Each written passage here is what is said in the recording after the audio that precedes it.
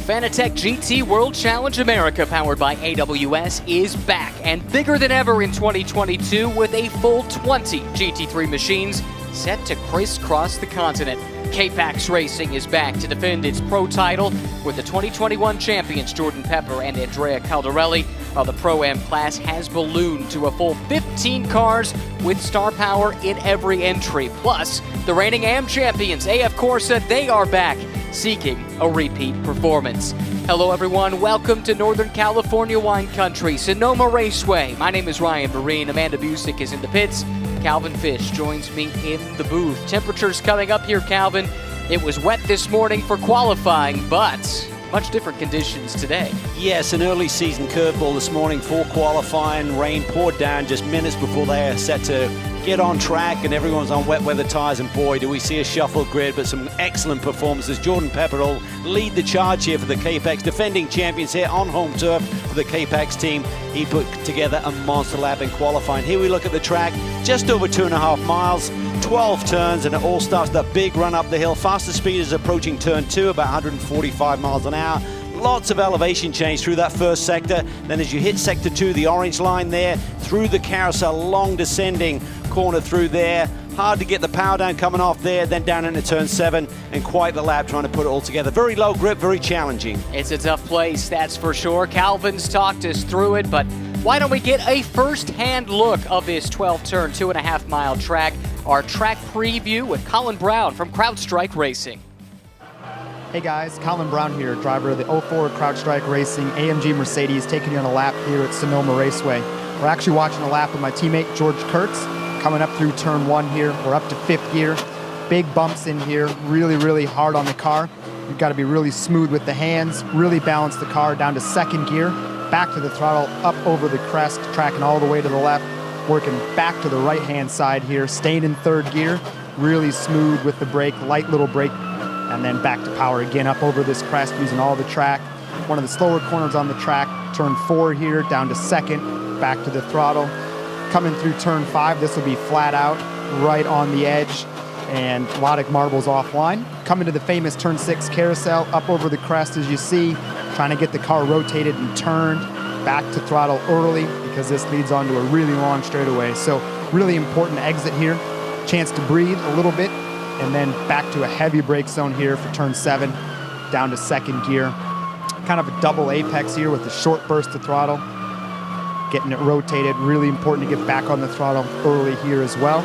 Keeping your eyes up through these S's. A couple of them are flat out, and then we get to this section where you got to really slow down, get it turned, match the timing of the brake and the turn.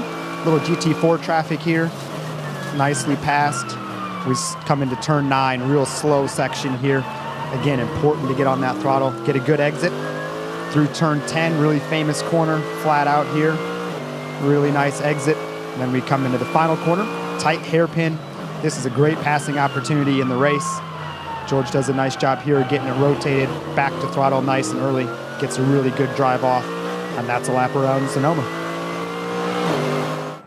That was a look around this 12-turn undulating circuit through the bucolic Northern California countryside. Well, earlier today in qualifying, our defending champs put their stamp on this brand new season. If there was any doubt that they might be championship favorites, well, that was put to bed, and Amanda is down with one of the 2 drivers that will be piloting the K-Pax Racing Lamborghini. Well, as we kick off race number 1 here at Sonoma, presented by CrowdStrike Racing here this weekend, this is going to be the largest season-long GT3 grid in all of North America. And as you just said, ready to defend that title of last season is the duo of Jordan Pepper and Andrea Caldarelli. And you open up the weekend super strong. Last year, you guys swept here in Sonoma. The obvious answer is to defend this title and win another one. But Andrea, what else are you looking to gain this season? You know, last year when we started here was our first race with Jordan and the team and the whole group of guys. So we started a bit from nothing, and this year we have a full season of experience. So of course we are trying new things, and we're trying to build up like more pace and better setup, and like it's all coming together. It's definitely it's going to be difficult to defend the title as all the series, but we started pretty good. We had a good pace yesterday in the test. Jordan did an amazing job this morning. I just missed for a 10, but with Loris. But you know, it's going to be tough. But we try hard, and the guys they are doing an amazing job after a full season of experience. You know, it's always difficult to improve and to win. So. In the Pro-Am category, there are 15 cars that will take to the grid, including your sister car of Giacomo Altuve. And when you think of just the difference now, you're not competing with that car. How will that help the information flow against this team? Well, I mean, we are not really competing directly, but, you know, with the safety car or with just, you know, something, the race can be really, you know, the second stint can be really, really funny. I think, I mean, as we work also last year with the K-Packs, we try to help each other. It doesn't matter if we are in the same category or another category. Our experience, their experience, we just mix it together and then we go qualifying and then racing. So, you know, it's a very good team spirit. Good luck today. Great to hear from Andrea Caldarelli. He and Jordan Pepper sharing the pole-sitting car. This, of course, is the first round of GT World Challenge America powered by AWS, but it's not the first in the global fight for the Manufacturers' Championship in GT World Challenge.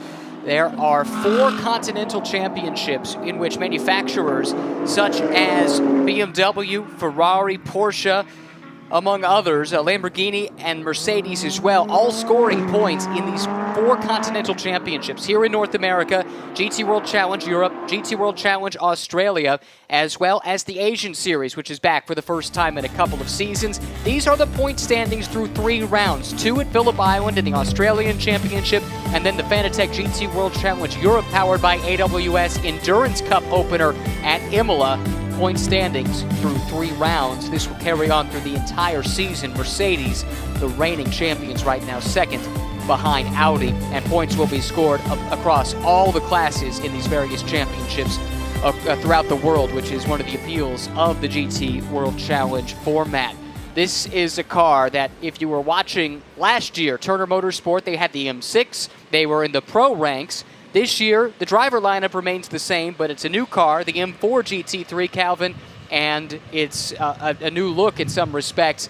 This is a team, though, in the Pro-Am class this year that is vying for a championship. Yeah, and this new M4 has already proven straight out of the box to be a pretty formidable GT3 competitor. They've had success already over in Mugello with the ST Racing team that are campaigning a car this year with Whitmer and Samantha Tan, and the Turner Motorsports car coming off a P4 finish at Long Beach just 1 week ago on California soil. So the teams are getting to grips with it. Seems to be very strong, and Michael Dinan had an excellent run here this morning.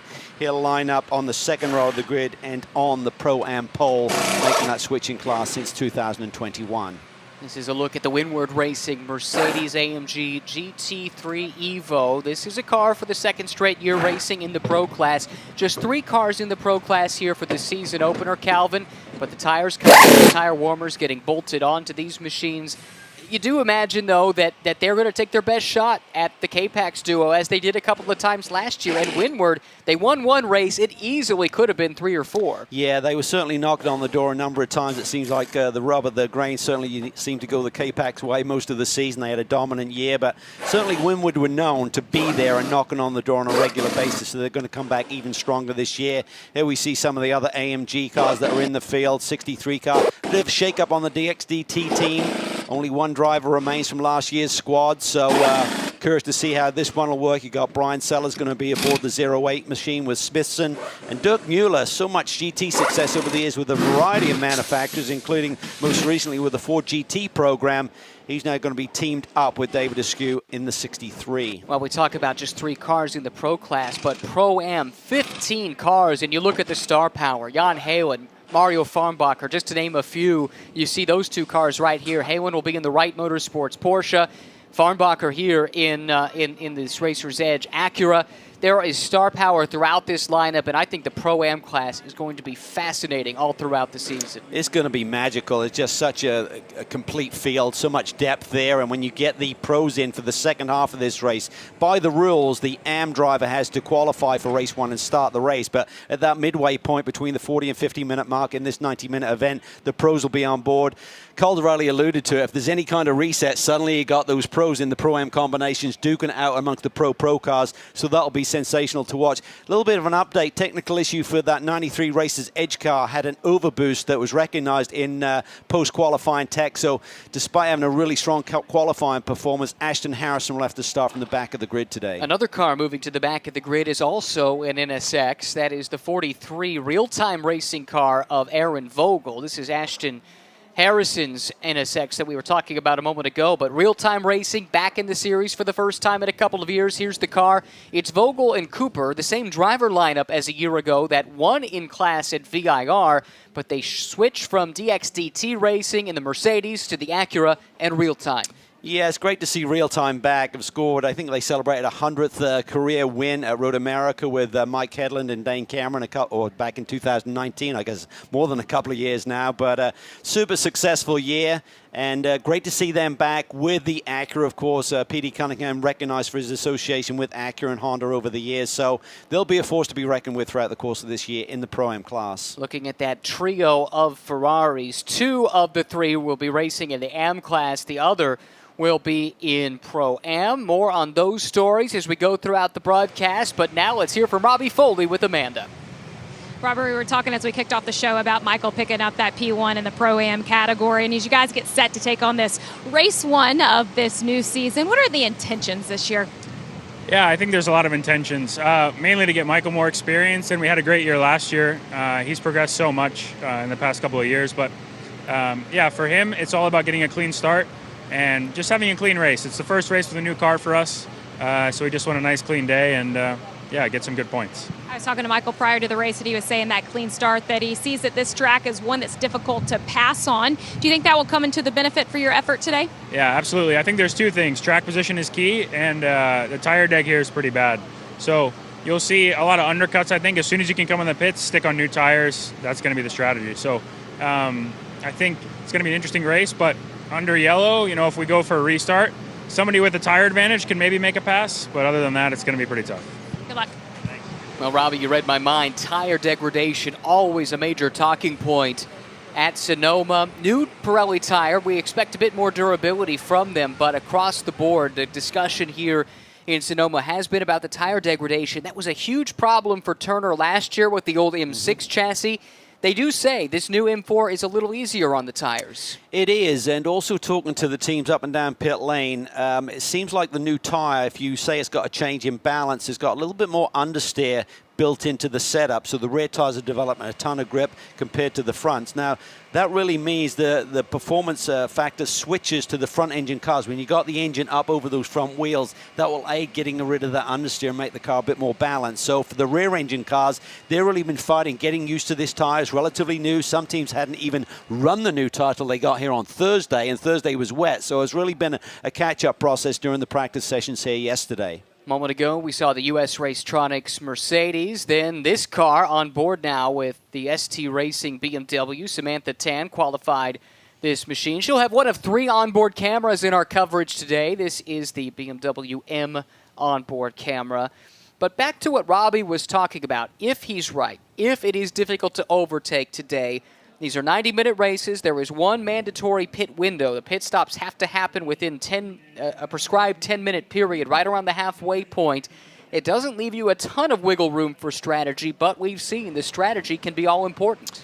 Yeah, and it can be the luck of the draw because it's not always the lead who will get that first opportunity to come in. For example, if you get close to that 40 minutes into this race and the leaders are coming up to that time and they have to go 1 more pass, if you're sitting 10 seconds back, that pit window may open up a lap earlier for you, and that can be significant. We're looking at a potential time drop-off here of maybe 4 seconds. That's a lot. So that 4 seconds, if you're within 2 and that car that's staying out on the racetrack is losing 4 seconds on that in lap, that can be enough to see a change of position. And that's where the undercut that Correct. Robbie was talking about comes in. Come in, get those tires changed, run clean laps on fresh tires while others are running slower, and you can end up in front. And the key, you can do it now because we've got tire warmers. Right. Before, you'd have to get the tires up to temperature, and it's really a balance. It really washes itself out in terms of the performance delta. But because with the tire warmers, you can be on it immediately. As soon as you're launching it out of pit lane and up that hill, you're pushing pretty hard and put together a good out lap. Second full season with the tire warmers, 3rd season that they've been used overall. They were introduced midway through the year a couple of years back in Fanatec GT World Challenge America, powered by AWS. 20 GT3 cars making their way out onto the track and getting ready to go here on these formation laps. An interesting update from the pit lane. There was some discussion about where the Turner car would be classed. It might just be that they got a just pre-race promotion to pro. More on that story as we go. For now, though, this is the starting grid. Jordan Pepper on pole for K-Pax Racing. It'll be Russell Ward of Windward alongside. Here's the second row. Michael Dinan starting third for Turner Motorsport, and Stephen Agakani of the US Racetronics machine that will start on pole tomorrow starts fourth. Misha Goldberg and Chandler Hull making up row 3. Then it's Charlie Luck and George Kurtz behind in row number 4 for Wright Motorsports and CrowdStrike. You'll see the rest of the field flash up onto the screen in a moment, but now some late breaking news from the pit lane with Amanda.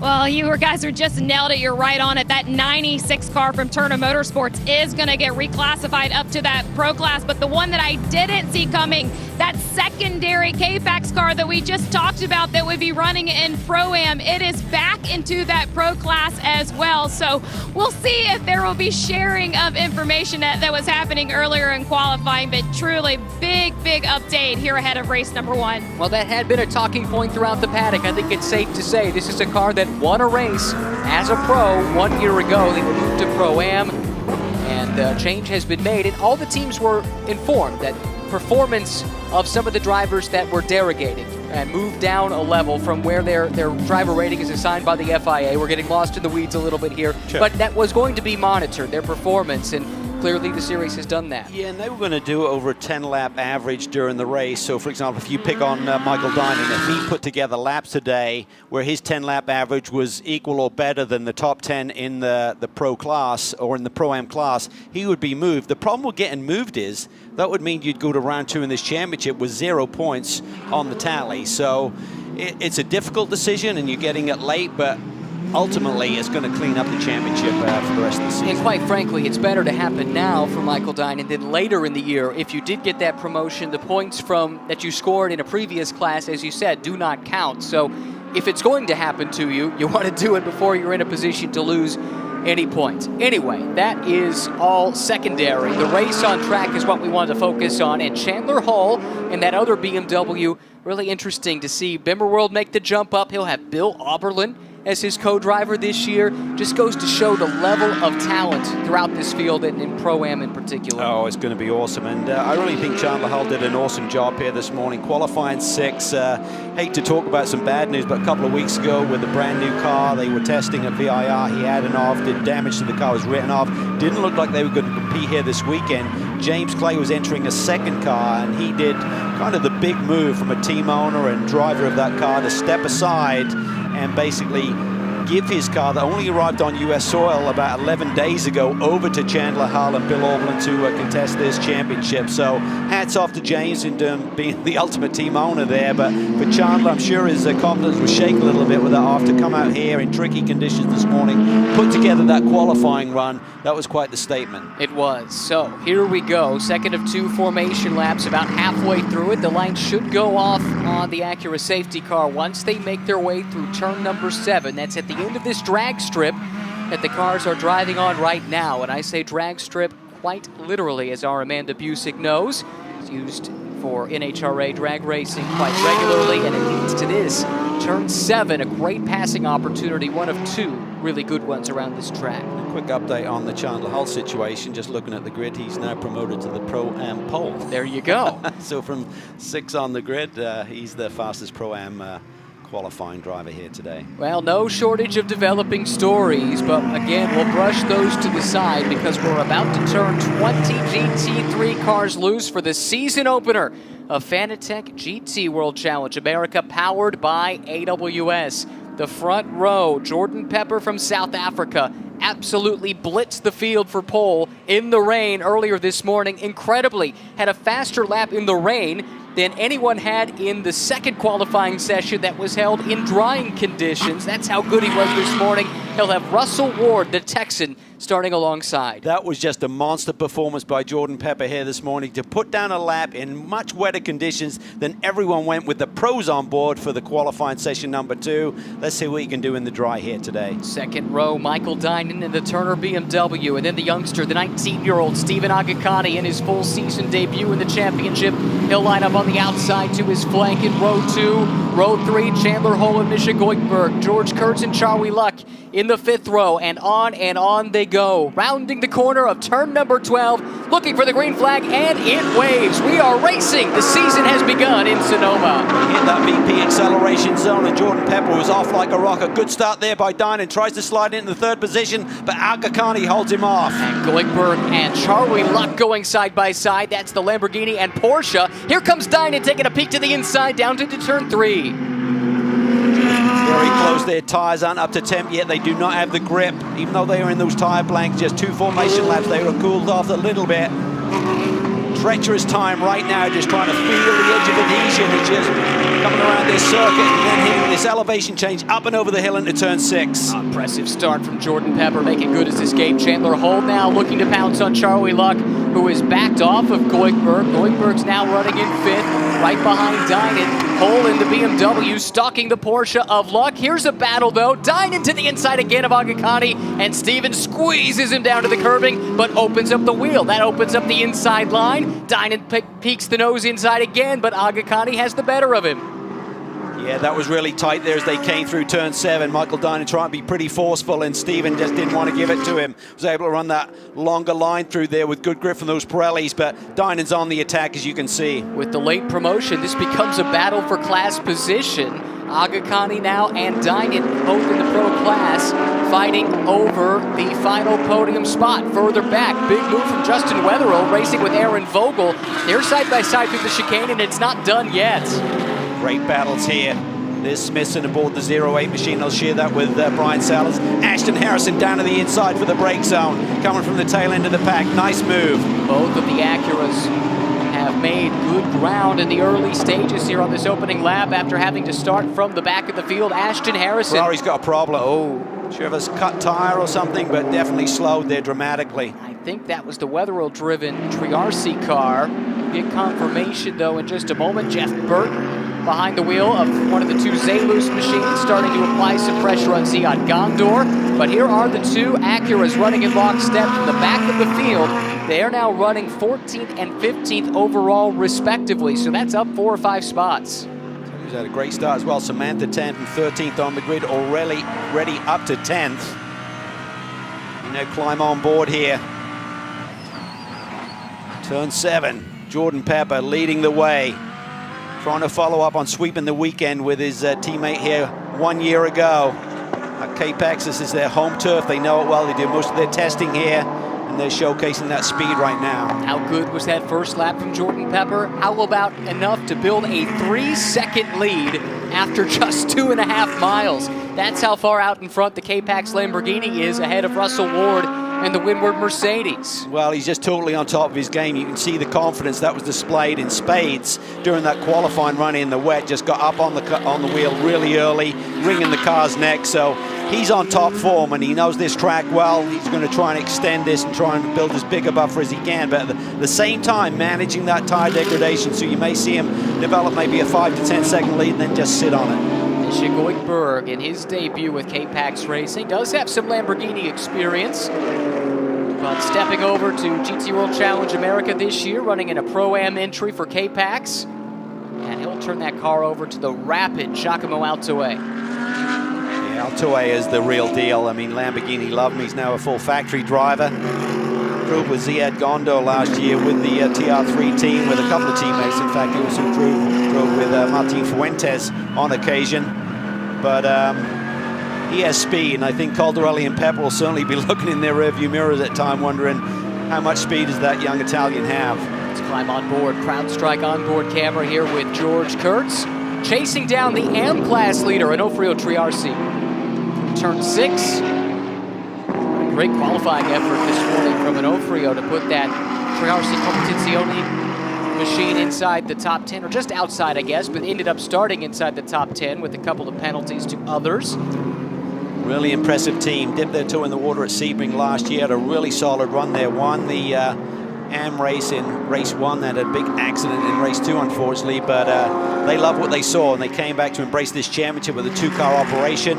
They've employed Ryan Dial aboard one of their cars for the year, so great knowledge and expertise there, and they've got some really keen engineering staff as well. They're going to do great things this season. This team is run out of the shop at the Ferrari dealers of Central Florida and Ferrari of Tampa Bay.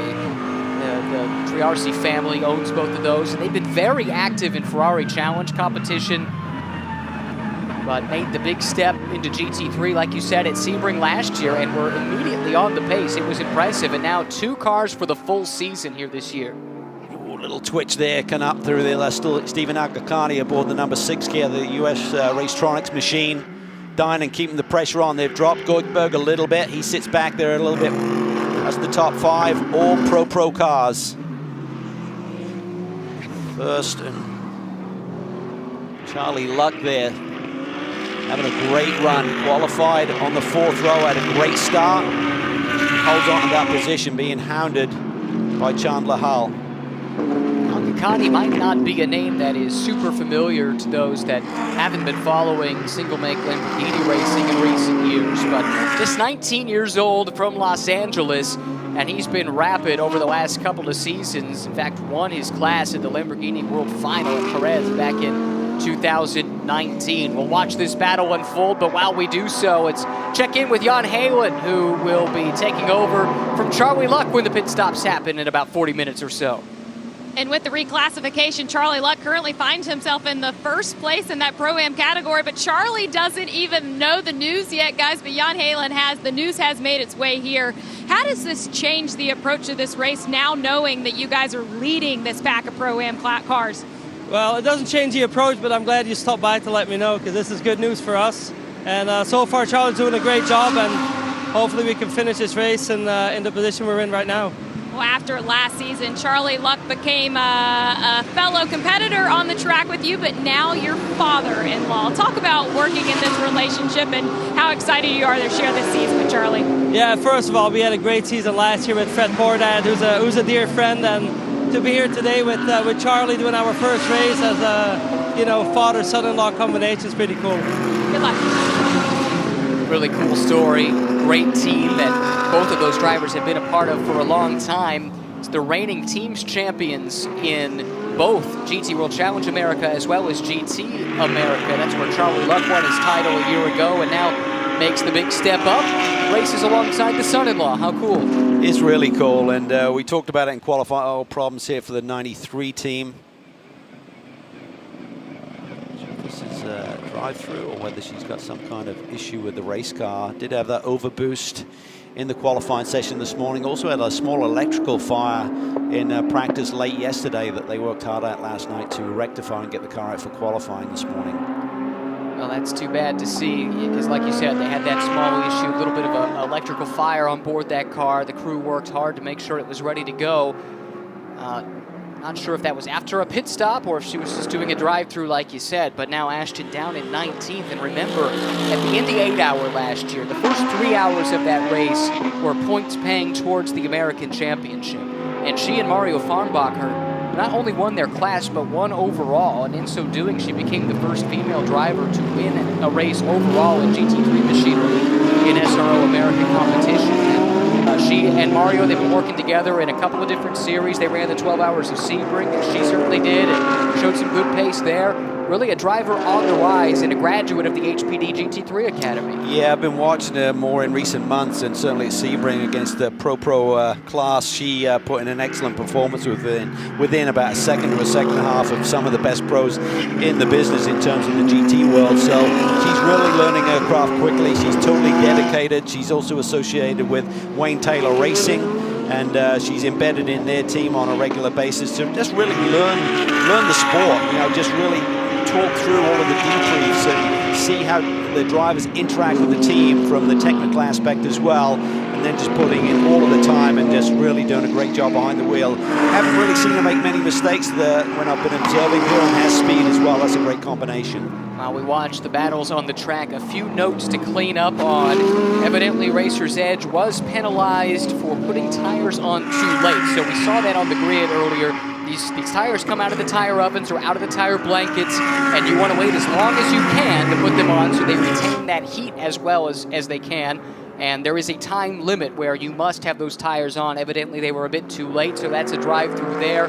And it was indeed the Ferrari of Justin Wetherill that we saw slow down in the back of that shot a few minutes back. And Justin Schoen has stopped on the track, having completed just a single lap. So that's heartbreaking for Justin and his co-driver Ryan Diao.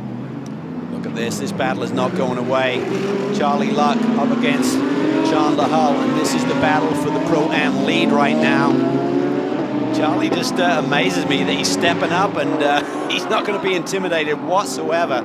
This is going to be fun to see him develop this year alongside Jan Halen. Charlie has some racing history going back to the 80s, where he raced in what was then the NASCAR Busch Series, the second-tier NASCAR series. I think did one entire season and finished 90 points driving an Oldsmobile back in 1986. Was out of racing for several years, came back through Porsche single-make racing, stepped into GT3 for the first time last year. Not only won the Masters class, but won overall the series championship in GT America, powered by AWS, and now 1 year later, here he is in the big show. Yeah, and he's associated with the Petty family, right? His wife, daughter of Richard, I believe. So lots of racing syncing going on here with Jan Halen, Charlie Luck, and the Petty racing family as well. Well, if Richard is the king, I guess that makes Jan and Charlie racing royalty, right? That's right. Certainly are coming off the crowns of last year. Doing a nice job on board that brightly colored car, and Amanda did some good digging for us. There were some people wondering why this color scheme, and evidently the colors you see on the car represent the colors of his high school, his college, and now his company that he's involved in. Always wide. Got in there a little bit deep, might go into the ABS, that takes braking force away and just runs a little bit wide. Sure if Chandler's going to be able to pounce here if he has the momentum. Well, we've seen it in touring cars, we've seen it in GT4. Chandler Hull, if there's an opening, he will go for it, having to go the long way around as Charlie Luck goes on the defensive through the hairpin, and it's good enough to hold on to that spot for the moment. Yeah, and I think for this team, they just really want a nice clean weekend. On and off there. That's Smithson, I believe, the 08 machine. And that allows to get through. Yep. Smithson was 15th.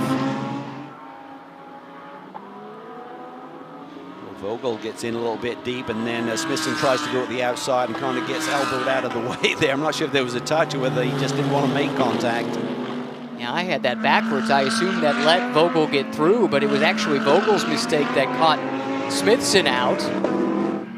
Big transition. Spoke to Erin yesterday about the transition from the AMG platform that she ran last year with DXDT over to the Acura. And she said, I like it, but it's very different. She says there's a lot more assist with the power steering and everything with this car. It's got a lighter feel to it, whereas the Mercedes just had a heavier feel, but it's going to be tough. They haven't done a ton of testing to this point, so she's going to get stronger and stronger as this year progresses and she gets used to that platform. But so far, she's really enjoying the engineering, chemistry with Jim Bell, and obviously she's well versed with her teammate Michael Cooper. They ran together last year. And they did do a couple of days of testing at Sonoma a few weeks back. One of them was actually in the rain, and they thought, well, this is a waste of a day. It never rains at Sonoma, only to have to qualify in the rain this morning. But Michael said they felt pretty comfortable with their dry setup in the dry running that they did. They tried a few things yesterday in the practices that weren't quite to their liking, and the thought was that they might just revert back to the baseline and see how that goes. Michael will take over that car at the pit stop, which is coming up here in about 15-20 minutes. Go back to the front and check in once again for the fight for the lead in Pro-Am. Dine, and he's dropped way back from Al Ghakani, so I'm not sure if he had a bad lap. His last lap time was pretty decent with 140.6. Meanwhile, Pepper up front has extended that gap to nearly 18 seconds, running about 2 seconds clear of the rest of this field. But let's remember, this field is pretty much stacked with the AM driving partners right now, so that delta will not be there in the second half of this race for that race car. Which means if there should be a full course yellow safety car in the second half of the race, everybody gets bunched back up again, and the pros, even the pros in Pro-Am cars, can fight on equal footing because these are GT3 cars across the board. There is no performance difference in the car that is determined by the class. The class is just about the driver rankings and experience level. Yeah, my thought maybe Jordan extending that lead for about 10 seconds just sitting on it has obviously gone out of the window, so maybe he's able to run those lap times and make sure he's taking care of those tires. Update on the Triarci car of Justin Wetherill out of the race and done for the day. Amanda reporting a fuel pump failure has ended their day prematurely in a disappointing way to begin the 2022 campaign. Here just sitting car 2 back. Backdrop, you see Triarci there. Done a really nice job. As we mentioned, Brian, they did a really nice job at Sebring. Towards the end of our 2021 season, came in, really surprised everyone with their pace, and then had a big accident at the start of race 2. So not the finish they were looking for, but certainly showed their intentions. In this fight, we've talked a lot about the background of Charlie Luck. Chandler Hull certainly doesn't have the same depth of experience, but he's packed a lot into a short amount of time, racing, starting off in the touring cars. He's done Pirelli GT4 America. He's gone overseas and raced at the Nürburgring. He's done some Asian Le Mans and some other championships in GT3 cars. He said last year he did 34 races across 27 or 28 weekends. It's just unbelievable how much seat time he's had, but he's, for a young man, relatively late to the game. It's not like he's one of these guys who got started in karting, and they needed to find a way to jumpstart his career, get him some experience. They certainly have done that. They have, and I think by what they're achieving this year is kind of, let's really focus on this championship, 7-race championship. Here we see a pass by Aga Khani deep into the brakes. Over turn 9, he has to go straight across, can't stick around the outside. There's probably a little bit grey in terms of the grip level. And I think he's going to have to give that up to Russell Ward because he really took advantage of the shortcut through there, and he's defending it. I'm not sure the stewards are going to let him have it anyway, so he's got to make a decision right now. Well, these are two young drivers that are looking to make their mark. Russell Ward a bit more experienced than Steven, but nevertheless, it looked like there was something out of shape about Russell Ward going into that chicane that gave Aga Khani the run, but then it's a hard corner to get through side by side. So Alex Zanardi did it at the Corkscrew a few years ago. There's no problem back then, but I think everyone's a bit more attuned to track limits around this circuit. Yeah, I'm not sure that would fly today, Alex's famous move, the pass. But Steven certainly made his intentions known. Let's take a look and see how this one develops. Let's take a look at how this set up. Like I said, it looked he's like... wide there. Yes. He's wide there. That's a really hard corner. There's quite a bit of braking that happens there. That gives Aga Khani the run. He's on the outside there. Just he tries to turn in, loses the front end, goes straight, and gains track position. So I'd be surprised if they don't ask him to give it back. And then here is the big defense. We saw it, and the replay continues. And the stewards have taken a look at this, Calvin. They have issued a warning to Aga Khani for blocking. Well, I get the warning, but I still think he took advantage with a shortcut there to maintain that track position. They may say, well, he had a nose in front, but I really don't think it established position there to then be able to take that shortcut through the chicane. But as it stands, it does promote U.S. Racetronics. And the young man, 19 years old from Los Angeles, Steven Aga Khani, up to the second spot. Russell Ward, former class winner at the 24 Hours of Daytona, going back a year for this Windward Racing team, now running in third. Yeah, and I actually spoke to Ed Hall, who's the new team manager there at Windward. He's a great guy. Ran with Kinetic Motorsports and Nick Johnson for a number of years with a ton of success in World Challenge competition. So they got some really good key people, and they're building for the future. They have a big plan with that Windward Racing group, and they employ some really great people. Ed's one of the best guys in our paddock. Ziad Gondor in the white Lamborghini coming under pressure from a DXDT Racing Mercedes. I think that's David Askew back there. Gondor has slipped a little bit, now running 15th.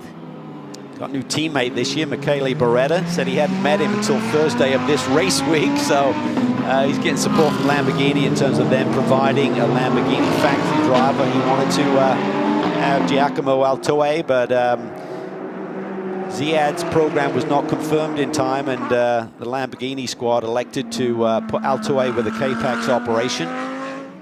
But they're excited about Beretta's performance potential as well. Oh, he's really good. You look at his resume, and he's a champion in GTE, in European Le Mans Series. He's a two-time Italian GT champion. Make that once in Italian GT, once in GT Open. So, yeah, he's got it done a lot here in recent years, and will be one to watch in the second stint. Meanwhile, let's head back to the pits and Amanda.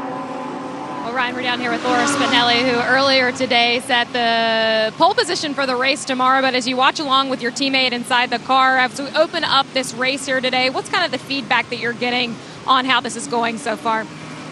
Yeah, we are really happy for the pole position of tomorrow, but we are filming on the race one. So Steven did a great race start. Now we are running in P2. The Lamborghini opened a big gap, so let's see if I have the pace to close the gap, or we have to open some safety car, I don't know. But I'm really happy because the team is strong, it's all brand new, so it's a good experience to be here. And let's see the second part of the race. See you later, maybe in the podium. Good luck.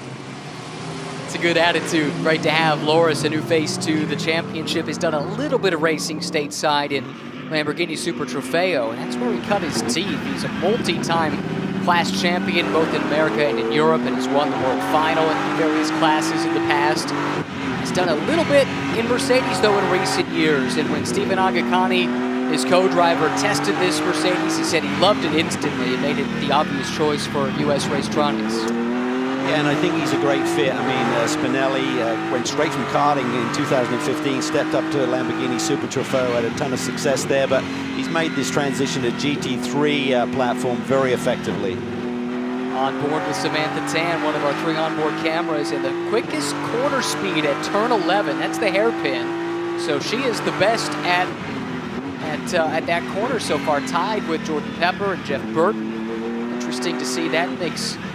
But Samantha, making her first appearance at GT World Challenge America, has done other SRO American Championships in the past, acclimating quite nicely. I think they'll be really pleased with that, running top 10 overall, 4th in the Pro-Am class. This is an excellent run for her. Her team has had a ton of seat time with this new M4. And a lot of this feedback has really come through all of the different classes and championships that have been run so far in the off-season, kind of the 21 to 22 off-season, and then obviously into the early stages of all of the championships this year.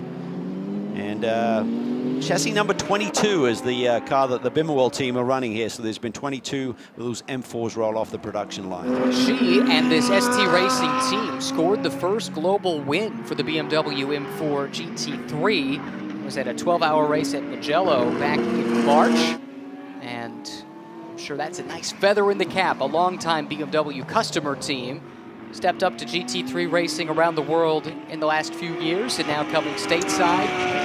Big plans for the future. They do. They have a big 5-year plan, and one of it is to get to Le Mans, maybe as early as 2024 when the new GT3 regs will be implemented there. But I spoke to Nick Johnson, who's really been a great mentor and driver coach for Samantha over the last couple of seasons, and just said she's really coming along nicely, really showing an improvement in her pace and speed. We're working on the consistency that you can go out and just replicate that immediately straight out of the box, and so far so good. A nice clean start here, gained some positions and holding on to that track position. And the other thing to keep in mind that we learned from Nick is it would not be a surprise to see that car at the Total Energies 24 Hours of Spa later on this year. I know a number of American teams are taking a close eye at the big Blue Ribbon event for SRO globally. We've seen CrowdStrike Racing and George Kurtz, Colin Brown go over and run with SPS Performance in recent years, and those ties between North America and Europe continue to grow closer in SRO. Looking at the class leaders in AM, and again a shout out to Triarsi Competizione. What a great drive from Onofrio Triarsi, running solidly inside the top 10 overall. Yeah, lap times look really good. This will be another solid debut. They just want a good clean run. Get the mileage, get the the laps in, let their drivers learn.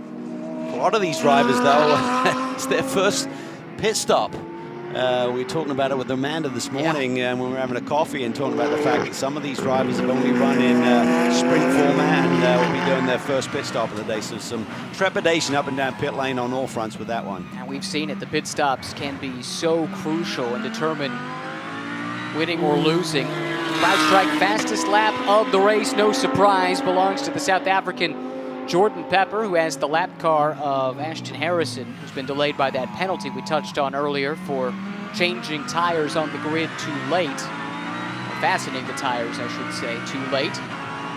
Running a bit down the order, unfortunately, because of it. And fighting now just to stay on the lead lap, which is so crucial in American motorsports. One yellow flag, and next thing you know, she's caught back up to the back of the field, and Mario Farnbacher, her co-driver, can go and fight in the second half of the race. And the reason they have those rules in place, because if there's a 5-minute rule, I think it is to get the tires out of the tire blankets and on the car. If you wait another minute, well, you can maintain that tire temperature a little bit longer and potentially have an advantage. I'm sure that wasn't the case. Maybe there's just a little bit of a mix-up and there was a slight delay for whatever reason. But they got caught out with it, but you got to abide by the rules. So big penalty to play. You lose about 45 seconds to the field just by driving through pit lane at that speed limit. Sitting on board with Jordan Pepper, looking to the outside, trying to make this pass to put Harrison a lap down, but she's not going quietly into the night. Yeah, you got to be smart, though. You don't want to gain notoriety for taking out the overall leader here, so she needs to give it up here and let Jordan get on his way. Ultimately, discretion is judged to be the better part of valor, and Jordan Pepper, really with the first real hard work he's had to do today, other than qualifying this morning in the rain, I suppose, but working his way through the lap traffic. Well, he makes it look easy, but trust me, he's up on the wheel and giving it 10/10, so he's trying to wring the neck of that Lamborghini. Interesting philosophy. He's not really worried, it seems, about full course yellow in terms of losing all of that gap that he has and then having tires that really had the sweet spot taken out of them. He's just decided to go for broke and create as big a gap as he can for his team to work with once we get to that pit stop window. This fight for second is starting to pick up once again. Agakani has it. Russell Ward starting to close back in after losing that spot a few laps ago and possibly driving through a little red mist given how that situation played out right around this part of the track, actually, a few laps ago. Yeah, a couple of corners back, side by side into the brake zone after a little bobble in turn 8 by Russell Ward. I think Russell Ward has really upped his game. I mean, he is competing at the highest level here and is really holding his own and doing a nice job. I spoke to Ed Hall about this, the new team manager over there at Winwood, and he's just told Russell, listen, you're doing a great job for the stage of your career that you're at. But Russell's very hard on himself, he said, and he really wants a lot more. But that's the drive that he has, and that's why he's going to be a great driver. Update on the timing screens. You can see it now in that 8th place spot. We've been talking about how great a job Onofrio Triarsi has done. Well, his teammate has been actually doing the work, it seems. Charlie Scardina ultimately started the race in the M-Class pairings, so a bit more flexibility on who starts in race 1 versus race 2. They'll swap tomorrow, but Charlie evidently is the one giving this car a ride. Apologies, didn't mean to slight you, Charlie. Oh, big slide. That was a big slide there. That's one of those corners you can't play chicken with the throttle coming off there. The car's still loaded up and you want to get back on the power early, and as you get a little bit later in the run, as we are right now, tires are starting to give up a little bit, and Russell did a nice job of just hanging on to it. Let's talk about it. Tire degradation was a big conversation point pre-race for sure. And looking at Agakani, his last lap was just about 2 seconds slower than his best lap the last time around, and just across the board we're seeing that drop off as anticipated. And now it's about managing those tires. Yeah, I'd have to say from Pirelli's perspective, they've got to be pretty happy. We're only looking at about a 2-second drop right now. I think initially yesterday when the track was very green, had a lot of rain here on Thursday, and teams were going out and saying, wow, these tires have fallen off by 4 to 5 seconds. By that I mean in performance. But I think as the track has rubbed in, and you talked about, Ron, at the start of the show, historically this track is known as being very low grip. As we get more and more of that Pirelli P0 down on the surface, it's starting to come back to the cars a little bit. Race Vision powered by AWS. The overall top speed, Michael Dinan leads a trio of BMWs Boy, this looks like last year, except it's the M4, not the M6. It's interesting to see some of the strengths of the old M6 platform evidently carrying over. Yeah, and that top speed, I was in the transporter with Jay O'Connell, who's the technical director for Turner Motorsports, looking at some data, and he told me the top speed is achieved right on the entry to turn 2. So you'd think it might be down towards turn 9 in the chicane, but it's actually that run along the front stretch here. Car off track. David Askew. He's in there really wide. Ooh, that's pretty heavy impact there. These Mercedes are super strong. Fortunately, it didn't twist it around getting at the rear wing, but a lot of front end damage on the right front corner there. And that's the car that Dirk Muller, winner, absolute ace, set to drive in the second half, but it looks decidedly second hand after that trip into the tires. Pretty impressed that he can even trundle back under the power.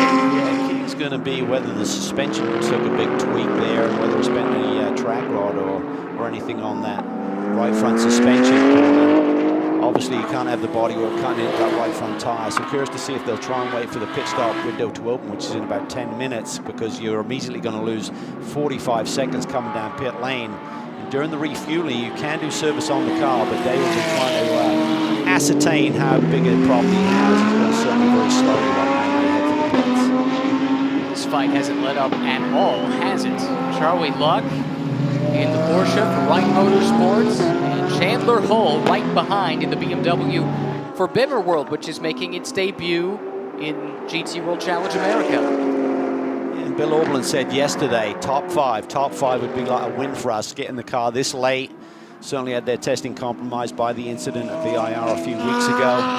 But that may change now, because obviously with a couple of cars being bumped over to the pro class, they may be thinking podium, and look for wins later in the year. But there's one thing for Bill Auberland to say that. It's another thing to abide by those rules when he jumps on board. It's been a good measured stint so far from Chandler Hull, and he did a great job in very difficult conditions in qualifying. Ultimately, I think we decided earlier, got promoted effectively to the Pro-Am pole with the promotion in class for Michael Dinan. Another look at this, Calvin, and this was wrong well before we even pick it up in the shots. Yeah, and you certainly don't identify with the elevation change here from the outside cameras. When you're on board and you're sitting low in the car, you're really cresting a lot of hills here where the approaches are very blind. I think David just got a little bit wide there potentially on the approach into turn 6 there. And once you're out wide with the marbles and certainly the grey area, edge of the racetrack's a little bit muddy as well.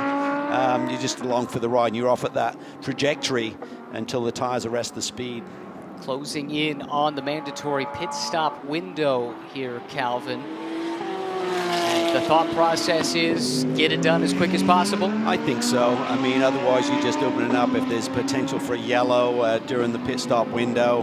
That can affect the strategy a little bit. So again, with the tire performance, I would suspect people are going to come in relatively early. And again, when you got the AM in the car, you want to get the Pro in the car as early as possible for the Pro-Am combination. Now tomorrow, you'll see the reverse psychology there when you've got your Pro starting, even if the tires are going away a little bit, even if they may be falling off a second or so, that delta between the Pro and the AM driver means keep the Pro in the car for those extra 10 minutes. But where it gets interesting on a high deg track like this is maybe that gap between the pace of the Pro on old tires and the pace of an AM on fresh tires is a bit negligible, right? And that can change the calculus somewhat. For sure, and this is all part of the learning process, and they'll use the data from today to they maybe ascertain what they need to do tomorrow. But you got to be flexible. You know, you can have an imbalance in the race car and suddenly you're overworking one end of the car or the other. So you can't be locked in. You got to be prepared to adjust that strategy. Got word from the pits that the DXDT racing car, David Askew, they are retiring that car. Its race is done. We go on board here with Aaron Vogel and JC Sada fighting for position just ahead of the car we're riding on board with. So it is Vogel, the first car in line. Then it's Sada in the AM class Ferrari, and then the overall leader right there stuck in the middle of this fight. Yeah, this is where he has to be careful. This is where you can throw all away. No point in doing that when you've got such a massive lead that Jordan Pepper's built up. I mean, certainly there's a frustration factor, but he's keen and savvy enough to ascertain risk versus reward here, I would think. Able to clear Sada, and now sets off in pursuit of Vogel in the real-time racing Acura NSX GT3 Evo 22. This is the brand new second evolution for the NSX. Mario Farnbacher will be driving one of these cars a bit later, taking over for Ashton Harrison, doing a lot of the development work on that car. Here comes Pepper up the inside, and Vogel sees him coming. Yeah, fortunately, that was beautifully done. If it was a race for position, you'd say he just timed that perfectly, but for Aaron Vogel, just heads up driving there to recognize that Pepper had to run, and he is the overall leader. Give him some room, give him some space. Just a dominant performance by Jordan Pepper here today. Boy, we knew he was quick. K-Pax made the decision to bring him on board. He's not a Lamborghini factory driver. He's employed by K-Pax. That's how much they think about this young man, and saw some great things from him when they were running the Bentleys a couple of years ago, and said he's our man.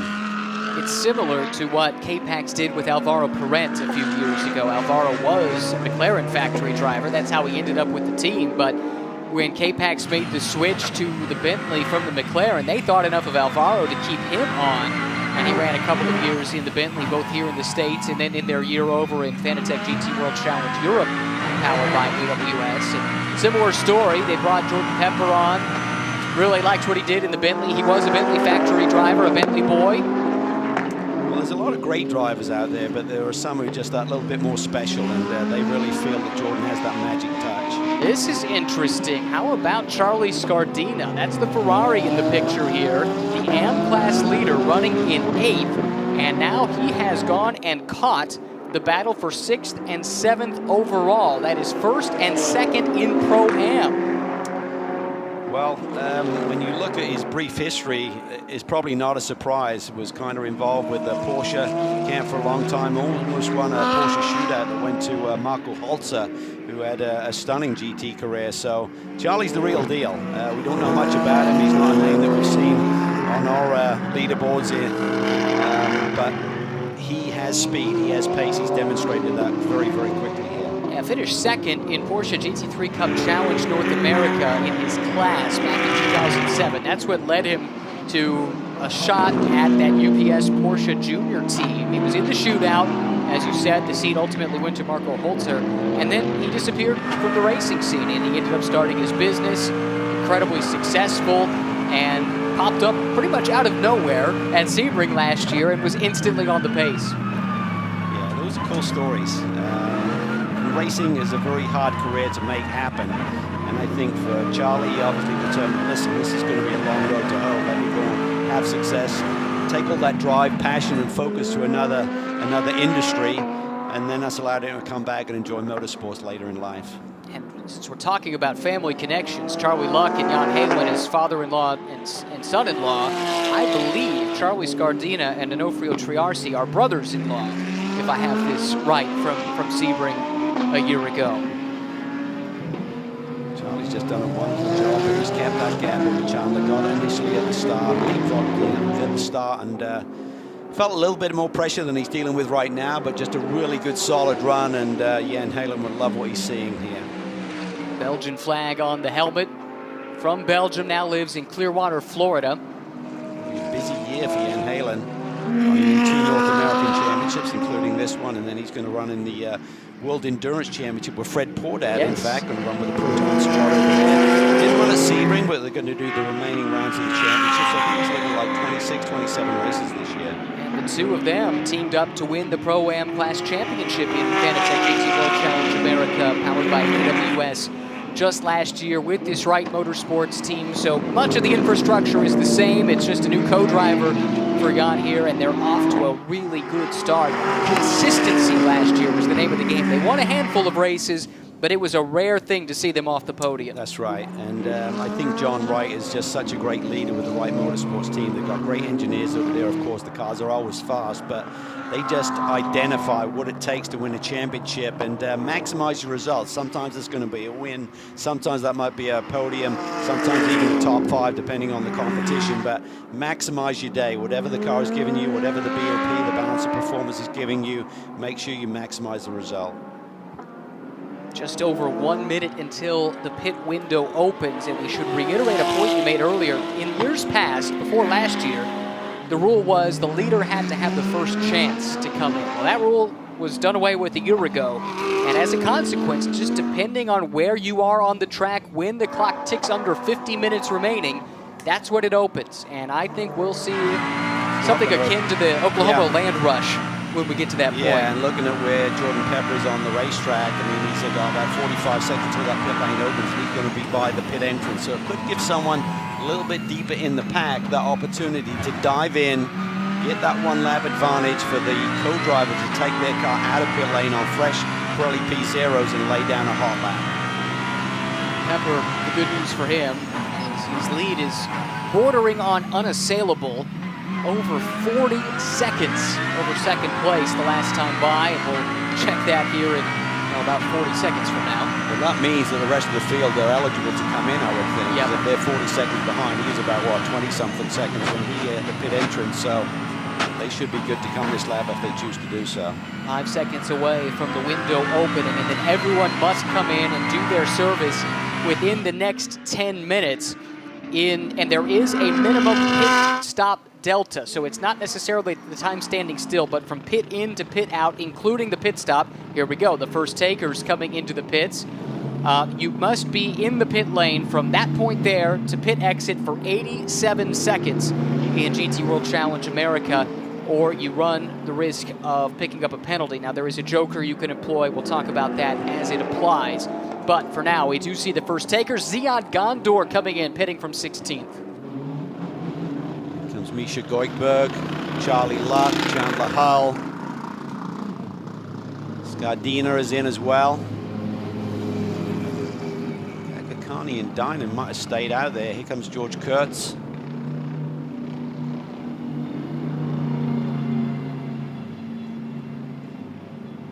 Now's the time for these pit crews to shine, and you know, even though there is that minimum time that you must spend on the pit lane, it's set at a pretty aggressive mark. You can't lollygag around and still hit that time.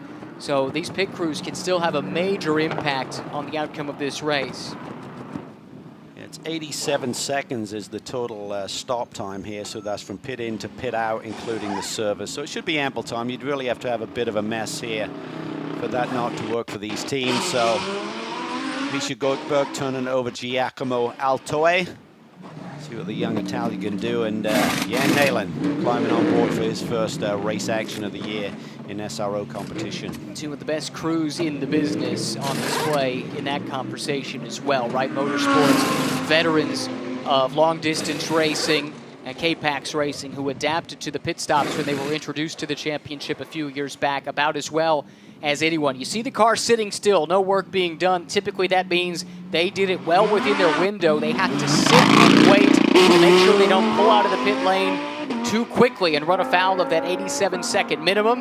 Nice clean stop, and there you see it, Altoe back out into the fight.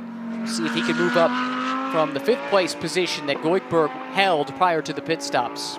Yeah, and these tires are kept in the ovens. They're probably about 30 degrees off the optimum running temperature, but they've got a lot of temp in them. Within 2 or 3 corners, these pro drivers will have these cars up to speed.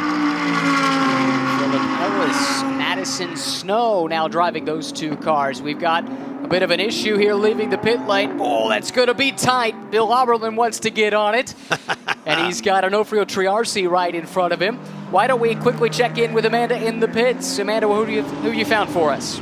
Well, I've got Charlie Luck, and we know these pit changes are happening. Charlie, I don't even think you know this yet. You came into the pits leading the Pro-Am category based on some reclassification. So now that you know that, how does that change the drive that you just had here today? Oh, my God. That is absolutely unbelievable. I came up from GT America, and this is far more competitive. This is a whole nother game with driver changes, complexity of that.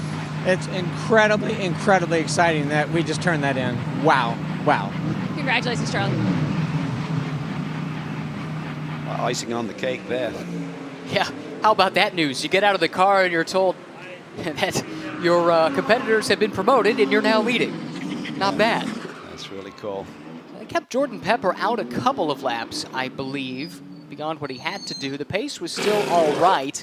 And he comes in now, and we'll turn it over to one of, if not the fastest man in a Lamborghini over the last couple of years in GT3 competition. Yeah, Caldarelli is a top draw and a really nice guy. Super friendly, loves his racing, runs a racing team over in Europe as well, the Triple F team. And has had a lot of success on North American soil. Was a regular with Paul Miller Racing for the Daytona Rolex 24-hour race and won it back in 2020. And just this combination of he and Pepper is dynamic. For those that are fans of GT World Challenge in Europe, you might know Andrea is married to former pit reporter Dakota Jane, who was here on site this weekend, actually. And he leaves the pits, and he's back on it. It's the Ian Lacey Racing Aston right behind. With Frank Gannett, it looks like still driving. Drew Stavely will take that car over when they elect to come into the pits here in about 5 minutes, more or less. I understand their testing program was a little bit compromised due to the incident at Indy last year, big crash there, and getting all the spares during these travel restricted times, coming out of the back end of a pandemic. They feel good about this year, though. They really feel that Frank is driving well, but certainly compromised their testing. Yeah, that's definitely the case, but Drew Stavely told me Frank is smiling. He's having as much fun in a race car as he has in recent years. They've got some high hopes. New engineer on board with the team this year, too. And they think they might be on to something. Their goal, look, it's a small team. No one on that team has much GT3 experience, basically just last year. So they've set their goals modestly, but they want to run mid-pack in Pro-Am. And Drew Stavely, I think we saw last year at times, he could mix it up with any of the pros. And so if they can stumble onto something setup-wise, then there's no reason they can't achieve that goal. Well, Frank is improving, so when Drew gets in the car now, he's going to be a little bit further up in the field. And I think Drew Stavely's one of those guys, you give him a sniff of a podium or a win, and he's going to grab it with both hands. He's had a lot of success here over the last few seasons in GT4 competition. And I think he can run with the best. I mean, he's got those credentials to do that. Let's just give him the opportunity, give him the track position, and maybe he can make it happen this year. Brian Sellers now driving for DXDT Racing. Scott Smithson started that car. We drop back. This is the second place car now.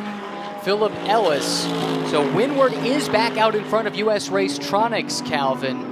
And that must have happened in the pit lane, because remember, Angakani had wound up ahead of Russell Ward during that first stint. Yeah, well, this will be interesting now with Spinelli behind the wheel of the number 6 machine. He was very impressive this morning, grabbing the top position for qualifying, which will give him the pole for tomorrow for he and Stephen Nakagami. So let's see what he can do now, see if he can chase down that other Mercedes. Essentially an identical platform. All of the teams will have slightly different setups, so performances will vary slightly, but apples to apples in terms of the brand, and Spinelli's out to make a statement here on his debut in this championship. Great job by our graphics team. This tells the story, doesn't it? Just 1 second difference between Windward and US Racetronics spent in the pit lane, position change. Yeah, that's huge. That's how tight it is, and that's why it's so important in terms of the in and out laps and also the time on pit lane, executing that. Something that comes down to just being a little bit more conservative than another team. You have that 1 second joker that you mentioned earlier, Ryan, which can be used once a weekend. So if you're 1 second underneath the minimum pit stop time, which is 87 seconds, you can do that today, no more than a second, otherwise you've got to do that drive-through. But you can't follow up with another one tomorrow. But a lot of these teams are so detailed now, they will actually build into their software.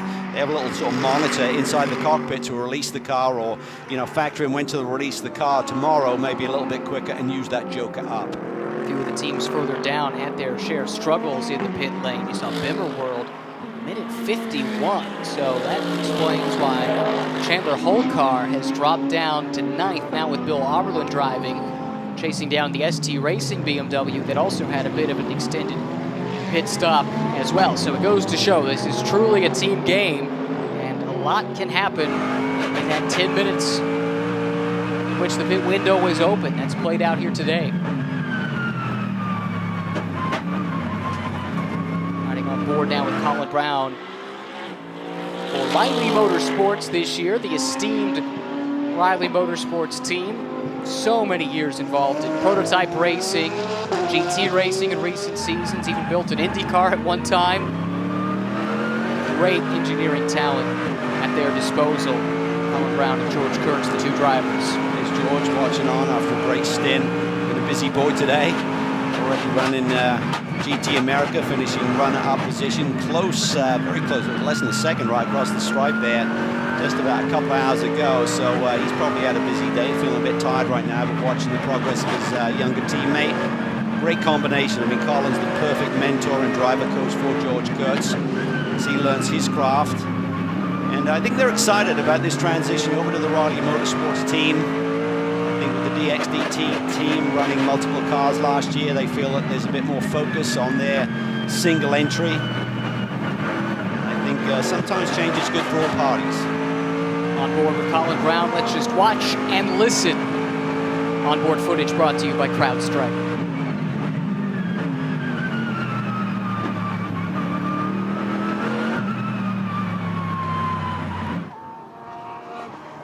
Awesome stuff from on board the Mercedes-AMG GT3 Evo. Currently down in the 7th spot, but second in Pro-Am, giving chase to Jan Halen. It's a gap of 4.5 seconds, Calvin, between those two. And if Colin Brown can find the time, you better bet he'll go on the charge. Yeah, and he's got good pace. He's run 137.7. So relating to, we talked about Pepper, 137.6 in that opening stanza. His teammates dropped that down to 137.3, his fast lap of the race, but Brown and Altoe and others are down in that 137 range as well. There is the gap over the last few laps comparing those two, and so the advantage has been to the Mercedes and Colin Brown. He's cutting into the deficit, still has just under 40 minutes to work with as he pursues the Belgian Jan Halen. Yeah, in that last lap time, he pulled about 6/10 out of that gap, so give him about another 6-7 laps. He could be, if he maintains that pace in the Delta to Jan Halen, could be right on the tail of the Belgian, but as we know, Jan Halen does not give it up easy. No, we saw that on display all throughout the season, really all throughout his career, but would it be safe to say, Calvin, he's maybe ironed some of the kinks in his game in recent years, and we've seen some more consistency out of Jan? Oh, I think he's on top of his game. He's always been rapid fast, had a great career, did a couple of years with Champ Car competition here in North America, then disappeared off the scene a little bit, wasn't really getting the rides that you'd expect a driver of his talent and experience and speed to get, but he's found a sweet spot right now with the right motorsports team, with the Porsche platform, won the Porsche Cup last year, which is a global championship where you accrue points as a privateer driver over the different championships, and there's a matrix to that, and he was the top driver globally, and I think he received a nice street car as part of that prize, which is not a bad, but rather a nice trophy. You get a real Porsche to drive on the street forever. It's yours. It's not a loaner for a year, so hats off to him. It's nice to see. He's a nice guy. Back on board with Colin as the pursuit continues. The two NSXs have found each other once again. It's now Cooper and Farnbacher. How about the star power in these two cars? Farnbacher, Acura, Honda, whatever you want to call it, factory driver. Right. Michael Cooper, new to this platform, but told us yesterday he took an instant liking to this machine.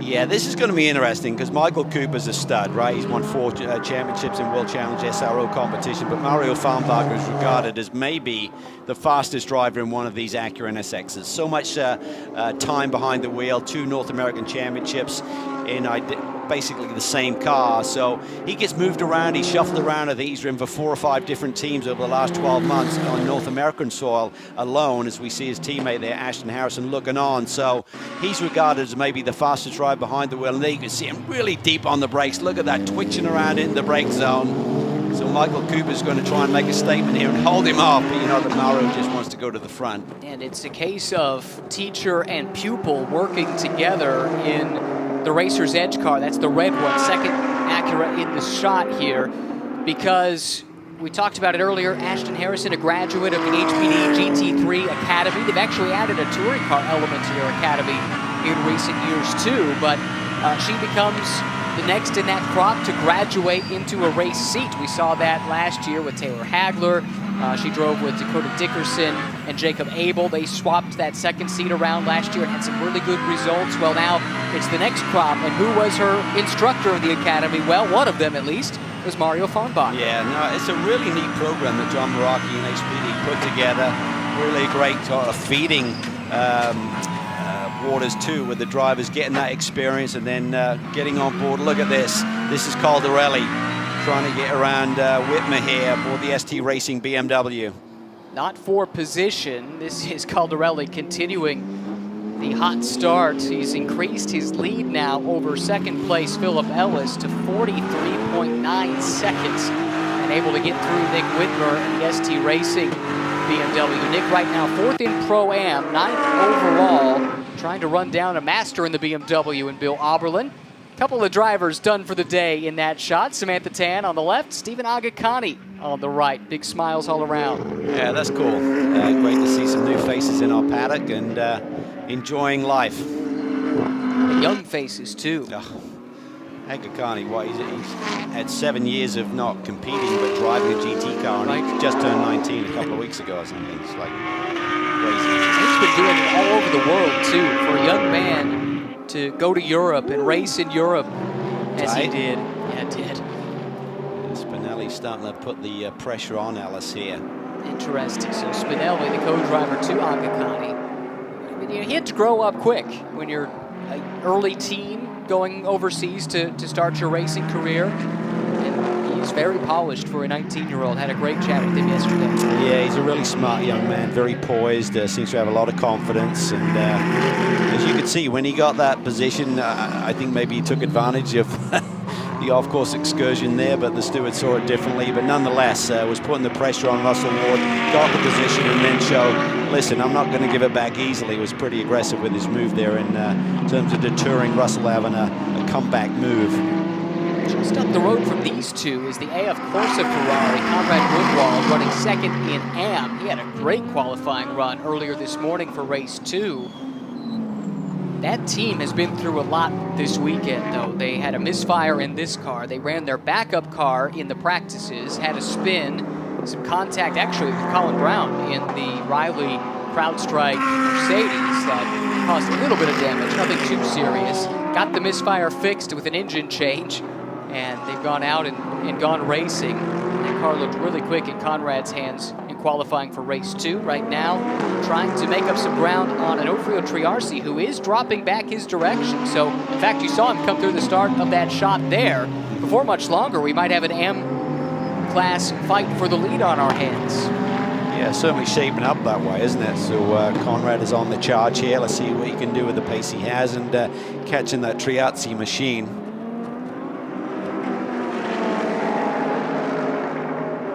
Just over 30 minutes remaining.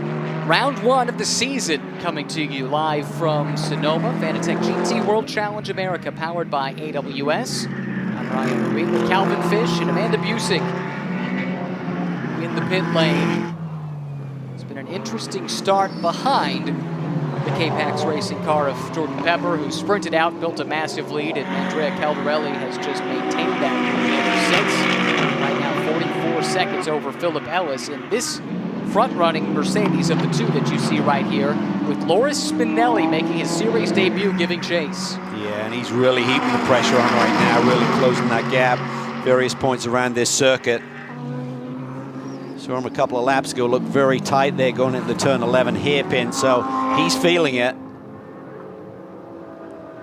Philip Ellis had a season of DTM last year for Windward Racing and did a nice job representing that team. He's a Brit based in Switzerland. You'll see him listed as Swiss, British, or German at various times. But he told us Switzerland, please, and that's the flag above his door. Speaking of the AM-Class battle, though, let's hear from the AM-Class leaders with Amanda.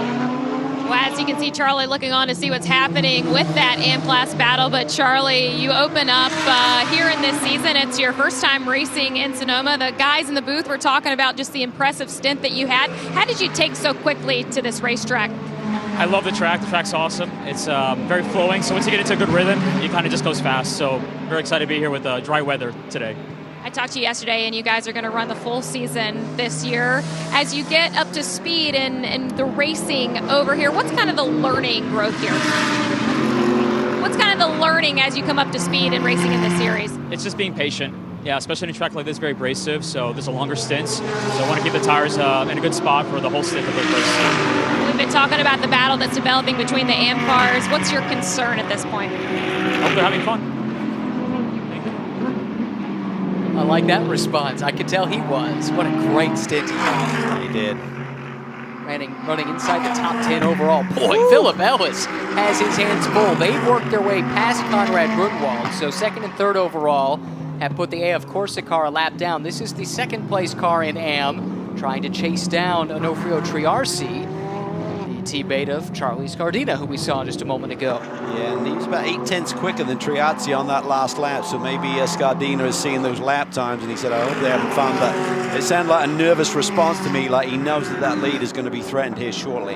2/3 of the way through this 90-minute race to open the 2022 season. It's all K-Pax Racing out front. Caldarelli over Ellis by just under a minute, right around 45 seconds, in fact. Right behind Philip Ellis, though, Loris Spinelli, Robbie Foley, Giacomo Altoe running 4th and 5th overall and in the pro class after their late promotions to the top class just prior to the start of the race. That looked like the TR3 car in the pit lane, Michele Beretta driving, the car that was started by Ziad Gondor. Yeah, not the best of days for those guys, so see if there's some kind of technical issue with the race car, but Grunwald continuing to push there on that last lap. He actually lost time to Triarci, so second bounce back the other way. Drive-through penalties for some that went amiss during their pit stop. It's never an easy pill to swallow, but they were not having the best of days anyway. They don't lose a ton in terms of positions. Right now, Beretta shown in 9th in class. There are 10 points paying positions in GT World Challenge America, so still set to earn some points as they run. And Halen has gapped Colin Brown. We were talking about 5-10 minutes ago about the potential for Colin Brown to chase down Jan Halen, whether actually that's starting to move back in the other direction as well. So Jan Halen pushing very, very hard, leads that Pro-Am class, just as he did last year on so many occasions. I think they took 3 victories on the year, but just a ton of podium runs, he and Fred Portad, to that championship run. One to keep an eye on, though, as far as battles for position developing. Nick Whitmer runs 4th for ST Racing. Corey Lewis, we haven't talked much about him. He's co-driving with Jeff Burton. Right now 5th in class and running a little bit quicker than Whitmer. That last lap was traffic affected, but even prior to that, he was making some inroads. It's about 5 seconds between those two. Meanwhile, Race Vision powered by AWS. Corner speeds at turn 6. That's that long duration carousel. And Brian Sellers in the Mercedes tops that chart, 97.5 miles per hour. Yeah, and spoke to Brian after he tested this AMG Mercedes at Sebring a few weeks ago, and he said it's a very different machine. At the time he was transitioning from a campaign with a Lamborghini Huracan. He's now driving a BMW in his other sports car program here in North America, but he said Mercedes is just so forgiving. You can get away with so much more. Sometimes you'll overdrive a corner and the car just hangs in there. It's not as edgy, it's not going to catch you out as much. So he said, I've just got to get used to that, used to leaning on the car a little bit more and taking advantage of that. And Brian's coming off a win last weekend in that BMW on the streets of Long Beach. Back to the fight, though, for 2nd overall. Now they've caught the AM leader. Let's see, can lap traffic have something to say about the outcome in this battle? Well, you know that Triarci doesn't want to give up anything because he's being told that gap back to Grunwald, so he wants to keep forcing the lap time. So he's just got to make a decision. Do I know how to let 2 cars go and maybe lose a second of that gap? So let's see how hard he fights it. How aggressive then does Ellis get? Because if he can put that car between himself and Spinelli, even for just a few corners, that might give him the gap that he can then nurse for the remaining 27 minutes. Well, that's the fascinating aspect of multi-class racing in general, but particularly when you've got cars of pretty equal performance as well. This is where you get into that conundrum, how much risk versus reward. Taking a look around the outside. This could get hairy in turn 1. It's the AM class leader, 2nd place overall. The Mercedes trying to make his way around. Philip Ellis working on that Onofrio Triarci driven Ferrari and waiting in the wings, looking for an opportunity, looking for a gap right behind Loris Spinelli. Yeah, Spinelli's there just looking for that door to open. It's really a chess match right now, and a very difficult situation for Philip Ellis to be in. Triazzi's doing a nice job. He's not making big mistakes, running pretty consistent lap times. And he's being told by his team, listen, Grunwald's right there. You got to hang on for another 26 minutes. Can't be a comfortable position to be in. He knows in an ideal circumstance, yes, he'd let this fight through. It has no outcome on his own position, except the moment you back out, all of a sudden Grunwald's right there. Well, it's a distraction too. He just wants to run his own lap time and hit his own marks. I mean, you're always looking in the rearview mirror. Now he gets wide. Ellis is definitely going to go through. He needs to let this 6-car go as well. Agakani watching on, and he's not going to like what he's seeing. Oh, look at the gap from Grunwald. We'll have to see and check it next time over the line. Last time by is right at 3 seconds. It's a lot tighter than that right now between the Triazzi machine and Grunwald, who's giving chase. Oh, look at that. You could see it is gone. The fight for the lead in the AM class is well and truly underway with just 25 minutes remaining. And Ofrio Triarsi in the red Ferrari, right behind Conrad Grunwald for AF Corsa in the white machine. That was a 2-second change in one sector. In sector 2, with those moves going on, Triazzi lost 2 seconds to Grunwald. Wow. Conrad Grunwald jumped out last year with a number of his performances, mixing it up with the pros in those starts to race 2 on various weekends, and caught the eye of some teams because he was busy in the offseason running in the Middle East, running in the Asian Le Mans Series, and was quick over there as well. Had the drifting background, but very comfortable behind the wheel of one of these Ferrari 488s. Yeah, he's got a ton more experience than Triazzi, so the pressure is on this young man now to try and hang on to this A-class lead. Going to need all of that experience on the pit box to talk him through this situation. Triarsi, this is the family-run team. Selling Ferraris, that's the family trade. And racing and Ferrari simply goes hand in hand, so it made plenty of sense for them to have a racing component to their business. But branching out from Ferrari Challenge and into GT3 racing, and he gets wide. He's loose. Twitches to the outside, and that opens the door. Conrad Grunwald needs no second invitation. Here he comes for the M-Class lead. Yeah, that was nice. Just beautifully judged there by Conrad, and Triazzi tried to fight hard, but recognized he just had to give it up. Now he needs to settle in. Just settle in and see if he can see what Conrad is doing. Conrad's in too deep. He has to take to the escape road there a little bit. Change of lead. Just like that, the pendulum flips back the other direction, and it's Triarsi back to the point. That's how on edge you are. You think you're right, you got a little bit more, you can dig deep, and then suddenly you're in the ABS, and as you get in the ABS, that numbs the front end a little bit, you run a little bit wide, and the grip's no longer with you, and you just have to bail on it. Now, how frustrating is that for Conrad? He had the move made, and then just that slight lapse, and all of a sudden you got to do it all over again. Well, this will give Triazzi, from a psychological standpoint, a little bit of a confidence boost, thinking, well, he had the lead, but he's prone to a mistake, so I just need to buckle down here and try and dig deep. He knew where he made the little error before, try and tighten up that little bit here where he gets a little bit wide through 7. You could see there, the car just goes in a little bit of yaw there, loses the rear end, and that was enough for Conrad to pounce. Well, what's the old saying? The first automobile race was 5 minutes after the second car was built. Well, this goes to show you just need 2 cars to put on a race, 2 in the AM class, and it's probably the most captivating we've got going right now. Just outstanding stuff from an Ofrio Triarsi and Conrad Grunwald.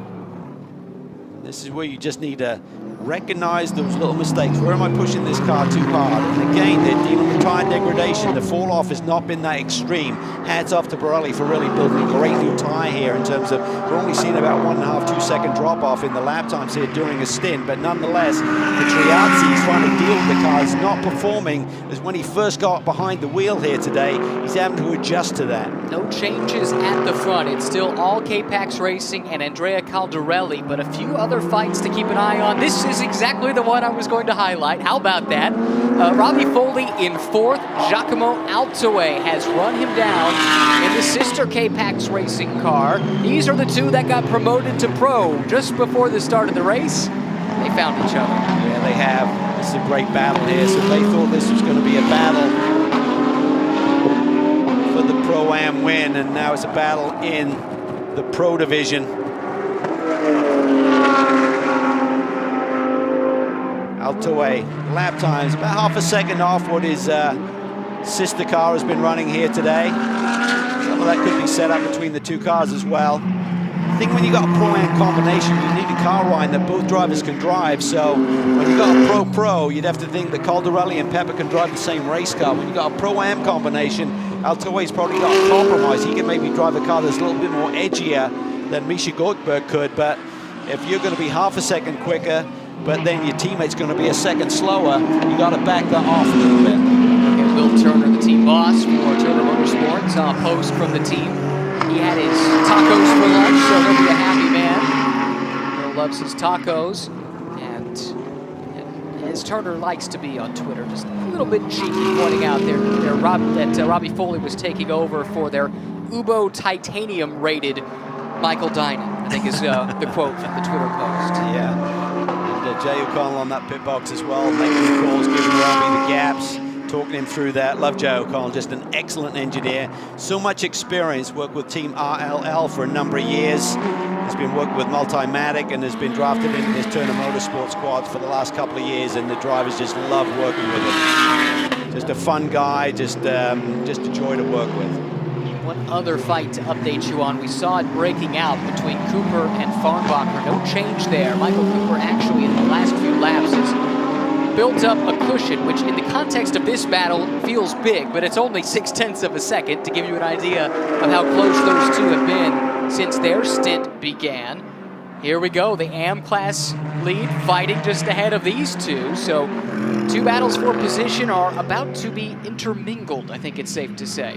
Yeah, and getting back to that Cooper Farnbacher, I mean, that would almost be like a win for Michael Cooper. To beat Mario Farnbacher in an identical car is quite the statement here today if he can hold on. 19 minutes to go, that long way.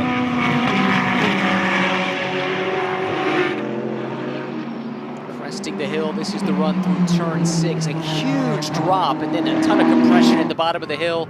Long duration corner, takes a lot out of these Pirellis, but it's crucial because it leads to this part of the track that is used as the NHRA drag strip when we're not running sports cars around this place. Just under 19 minutes remaining. The fight's unfolding on the screen in front of us, but an update from the pits now with Amanda.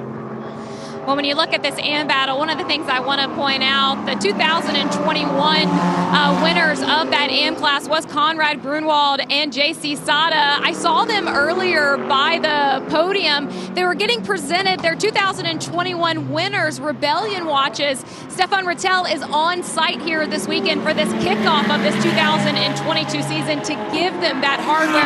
I can imagine leaving with the trophy here this weekend is also of mine for these guys. No doubt about it. Conrad late on the brakes, closing in once again on Onofrio Triarci, who made that one mistake that temporarily let Conrad by. But since then, he has been inch perfect, just has not given a gap, not given any space for Conrad to attack. Yeah, he looks a little bit vulnerable. Where I'm seeing is where there's potential for the door to open is kind of the hard braking in these low-speed corners. Turn 7, turn 11. I think Triarci's just got to really watch his P's and Q's through there in terms of not making that little error and open up the door on entry to the corner. Punching down the hill, entering turn number 4. Right behind, once again, we see Foley and Altoe, a scrap of their own. And those fights will overlap here before too much longer, given the relative pace of the 4 cars involved. Yeah, there's about a second delta between the 2 cars that are coming up behind them. About a second more lap time speed, but again, it's not that easy to pass here.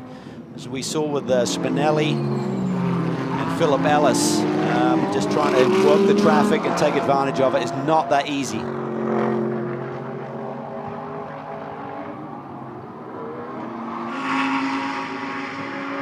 Great to be here this time of the year with the green grass. Ryan, you come here in the summer and it's brown, so it really shapes the circuit beautifully. You sit up on the hills here amongst the sheep, the maintenance crew. That's right. Yeah, for those who don't know, Sonoma Raceway, instead of using lawnmowers and tractors and things like that to keep the grass in line, they have several flocks of sheep. We'll leave that for another day. Here comes the move for the lead in AM. Unable to make it work, Conrad Grunwald. Triarci gives him just enough room to avoid the contact, but the fight's not done, and it's happening right out the windshield of Robbie Foley. That was awesome. Just awesome. Conrad down to the inside. He got the ABS a little bit, washed up a little bit into Triazzi. Triazzi just hung on there. He's given it everything right now to hang on to this AM lead. Triarsi Competizione versus AF Corsa, one of the most established Ferrari teams in GT racing. AF Corsa against effectively debutants in Triarsi Competizione, just a handful of GT3 starts on their resume. I think for Conrad, he's got to recognize, listen, I've still got 15 minutes on the pole here. Let me let Foley go. Let me see if he can open up the door for Triazzi when he has to get around him. So let him go, stay tight, and try and take advantage. But right now, Foley's not close enough to get by him. Altoe right there in the tire tracks of the BMW, but lost some ground on the exit of turn 6. Closes back in a bit, under braking. See the different approach there. Foley just widens the approach there a little bit to the second part of turn 7. So he can get his hands straighter a little bit sooner and get back onto power. Now this becomes a game of chicken at high speed pretty quickly. Who breaks first into these braking zones? Conrad Grunwald in the white Ferrari rather, giving chase to Onofrio Triarsi for the AM class lead with 15 minutes to go. He made a lunge coming into the hairpin on the last time. He's not close enough this time though, Cal. He's further back obviously, and what does he do here? I mean, he can't afford to just drop 2 or 3 seconds and have to catch Triazzi back up, so he's got to be very cunning with where he lets Foley go if he wants to do that, but stick right with him and then see if Foley can just open up the door on Triazzi to take advantage of it. If you're wondering too, well, Foley and Altoe, they're 4th and 5th overall. They're pro-class cars. They're running behind cars that are considerably down the order, 14th, 15th. Why can't they make their way through? Again, these are all GT3 cars. And these modern GT machines, they rely on the aero. Running this close to one another, it is not an easy feat. Yeah, it's cost them about 1.5 seconds. They were running laps in the mid-40s. They're now running 42s, both Foley and Altoe. So that's kind of the resistance that you get. You talk a lot about it in Formula 1, where they've changed the regs this year, allow the cars to follow a little bit closer. You're going to have that with these GT3 cars. Big. Oh, Triazzi, oh, he's wide. Big wide. wiggle. Yeah, he just got that big moment there in the middle of turn 6. Foley's going to try and take advantage of it. This is going to be tight. Does Triazzi see him? That was tight. Here comes Altoe to the inside. 3 into 2 is not going to work. Somehow, some way, Giacomo Altoe makes the move. He picks up the spot in pro over Robbie Foley. They both clear Onofrio Triarsi, and Lamborghini now leads BMW. That is the fight for 4th overall. Yeah, you could see that one sort of coming together. Robbie kind of committed down the inside, and Triazzi just didn't want to give it to him. And there was the contact. Now K-Pax now 1 and 4 in the running order. Altoe in the car started by Misha Goikberg. Here comes Charlie Luck, and now that the fight for the lead is over, we see Triarsi giving plenty of room for the Porsche to come through. Yeah, and Halen's got to make a decision too, because Colin Brown is not hanging around. He's still keeping the pressure on in terms of the gap. It's 3.5 seconds right now. So if Jan Halen has pace, what will he do with this situation with Foley and Altoe right in front of him? It's a great question. So the Porsche right there, that is the Pro-Am leader. Then the Ferrari, that's the second place car in Am, 1 lap down to these cars. And right behind, you saw him lurking from Riley Motorsports, the CrowdStrike machine of Colin Brown right there. In that last lap, Colin Brown took a 2.5 seconds out of the gap here to Jan Halen. So some of that was traffic moderated, but nonetheless, Jan Halen knows he's got a battle on his hand here today. There you can see him just trying to get pound early. Little squiggle there right through the middle of the carousel. Halen won in Pro-Am, race 1 of the weekend at Sonoma 1 year ago. They finished 2nd. He and Fred Pordad in race 2. That kick-started their championship run. They picked up that Pro-Am title. Now new co-driver Charlie Luck, but so far at least the same result. They're out in front. Colin Brown, though, has other ideas. With under 12 minutes remaining, he's clear of the lap traffic, and now it's the Mercedes chasing down the Porsche. Colin Brown chasing Jan Halen. Yeah, and his car's really carving these corners really nicely. You can see that the grip's still underneath him with that race car, so maybe he has the potential. He's still got 11 minutes to work with in terms of the time on the clock to try and get to that tail end of that Porsche in front of him. On that last lap, by the way, 4th and 5th in Pro-Am changed hands. Corey Lewis now has the rear to make that, boy, that's going to happen a few times this season. The Zalus Motorsports Lamborghini he shares with Jeff Burton up to 5th around the ST Racing BMW of Nick Whitmer. Look at that wide line that Colin Brown employs going up through turn 2. Super wide there, almost in the dirt. That's tough to do because you're looking left and you're just feeling the edge of the road with your peripheral vision. So you got a lot of confidence, a lot of laps around this track to put the car right there every time. Colin has the pace right now. The lead is down under 1 second. Comparing their lap times, it was a second different, basically, one lap to the next. There you see it. He is sending it in there big time, up and over the hill there. Oh, and now he's wide there. You can see the correction through the middle of the corner.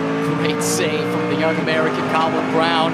Heaps of experience, though, racing in sports cars, racing in NASCAR. He was a NASCAR Truck Series Rookie of the Year, I think it was, if you go back a decade or more. But right at home in sports car racing, he's got the pace right now, or on board, with Colin Brown chasing down Jan Halen.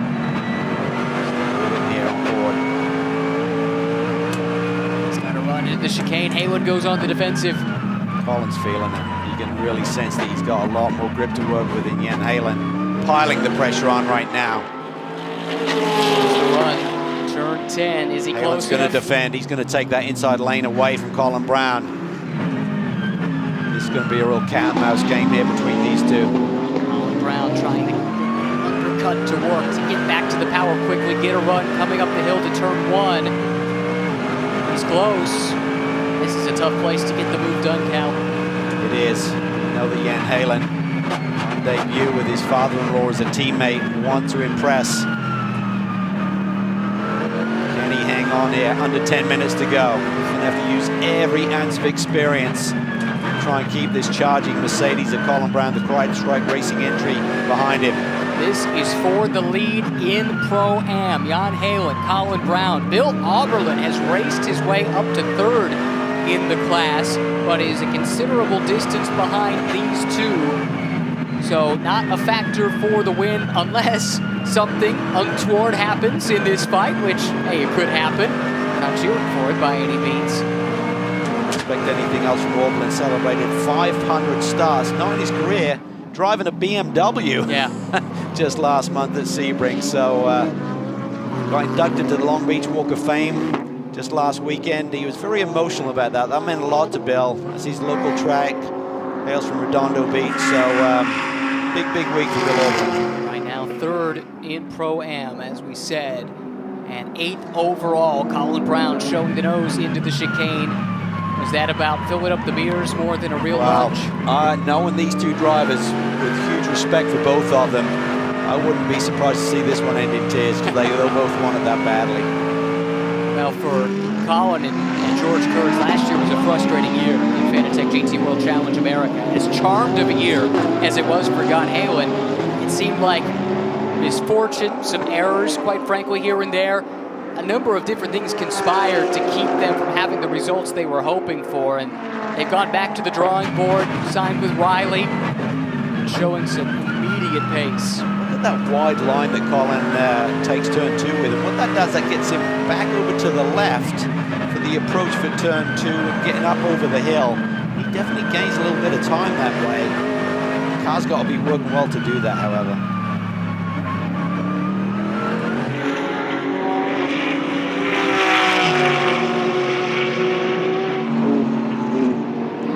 Sounds of sports car racing, two very different power plants, two very different machines. A little twitch again there. You can see Colin Brown is losing the rear end grip there, right through the middle of the corner, trying to roll speed through there and get a run down to this braking zone for turn 7, but the car will not handle it. He's actually losing time. He's going to have to give up a little bit of that rolling speed he's asking the car to give him.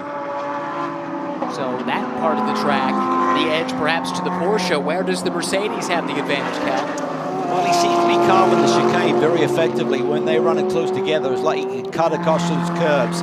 Certainly the Mercedes was recognized for being really compliant over any rough surface, or certainly eating up more of the curbs, and that will give you some lap time. That last lap, Mario Farnbacher finally put the move on Michael Cooper. That was for 6th in Pro-Am. There they are running with Farnbacher in the red NSX, the orange and white traditional real-time colors. Cool to see them back for Michael Cooper. With the splash of the purple, which is Aaron's trademark. That's right. Philip Ellis, second place overall, running right behind. The gap to Spinelli has grown, so Ellis not under any particular pressure at the moment. Loris took a shot at him. And now is settling in, third place overall and in pro. Yeah, it's a really strong run for Winward here once again. You've got to be wishing that the #1 car, Caldarelli and Pepper, weren't around, because they'd have scored a number of victories last year without them on the table. But nonetheless, they're going to keep digging deep, and they will have their day. I feel it this year. Keep in mind, this is home turf for K-Pax. They are based at the circuit. And last year, we came in thinking, well, they've been away for a year. They were racing a GT World Challenge Europe. They were switching from the Bentley to the Lamborghini. How quickly could they get up to speed with the new platform? And they came out here and blitzed the field, as they are doing today. But there were times throughout the season where they were beatable, and we saw teams rising to the front as Ellis slices to the inside of Cooper, not for position. That's two cars on different laps. Yeah, just smart driving there by Michael there, just to give up the position, the track position, without, you know, costing him too much time. Cooper has a decent gap back to Brian Sellers. You can see Sellers in the DXDT Racing Mercedes right behind. That would be for position should Brian get there. His fast lap's about almost a second quicker than Cooper, and about the same on Farnbacher. So Cooper has a slightly faster lap today than Farnbacher in the other area by just a tenth. So Brian's digging deep here on debut with this combination. Actually coached Smithson in TCR. There's been a lot of coaching with that group over the years, including David Askew's daughter Olivia, who he continues to work with.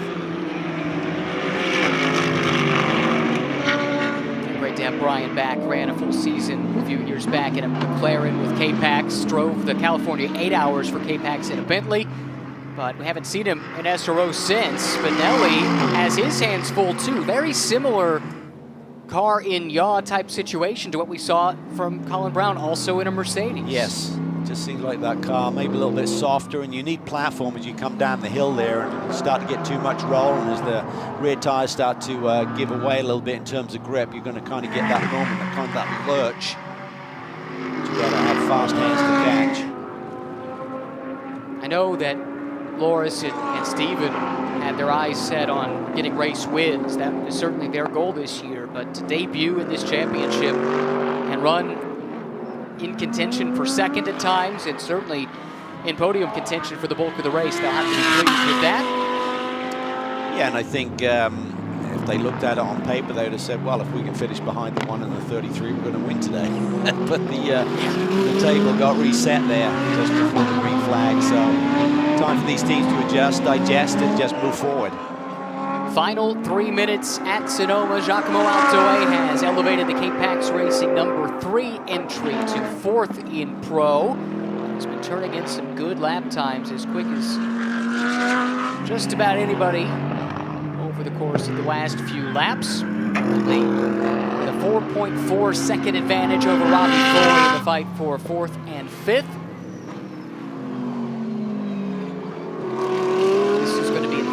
Lineup to watch. Even with the promotion to pro, Misha Goikberg has a ton of experience, a lot of it in prototypes in recent years, but did run the Lamborghini last year over at IMSA, and is a driver that on his day, even when he's been an AM in a Pro-Am lineup, can put in a lap time that's competitive with anybody.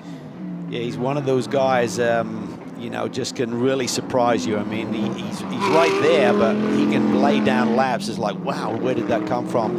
He has quite a bit of GT3 experience. Remember, he ran with Shank as well, and the Acura as well. So then he switched to the Lamborghini Huracan last year with the Grassa Racing team.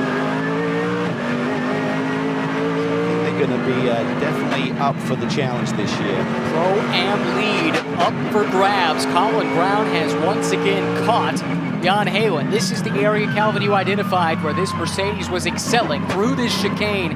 Can he get to the power quick enough? Can he get a run into the final hairpin? You can can see he can just eat more of that curve. Ian Halen has to go a little bit wider, but he's got more turning coming off the second part of that corner. But Jan has just got that great feel for where to place that race car. He doesn't completely shut the door and compromise his line too much, but he just makes it very difficult for Colin to make that move. And that's just where those years of experience are paying off right now in this dynamic.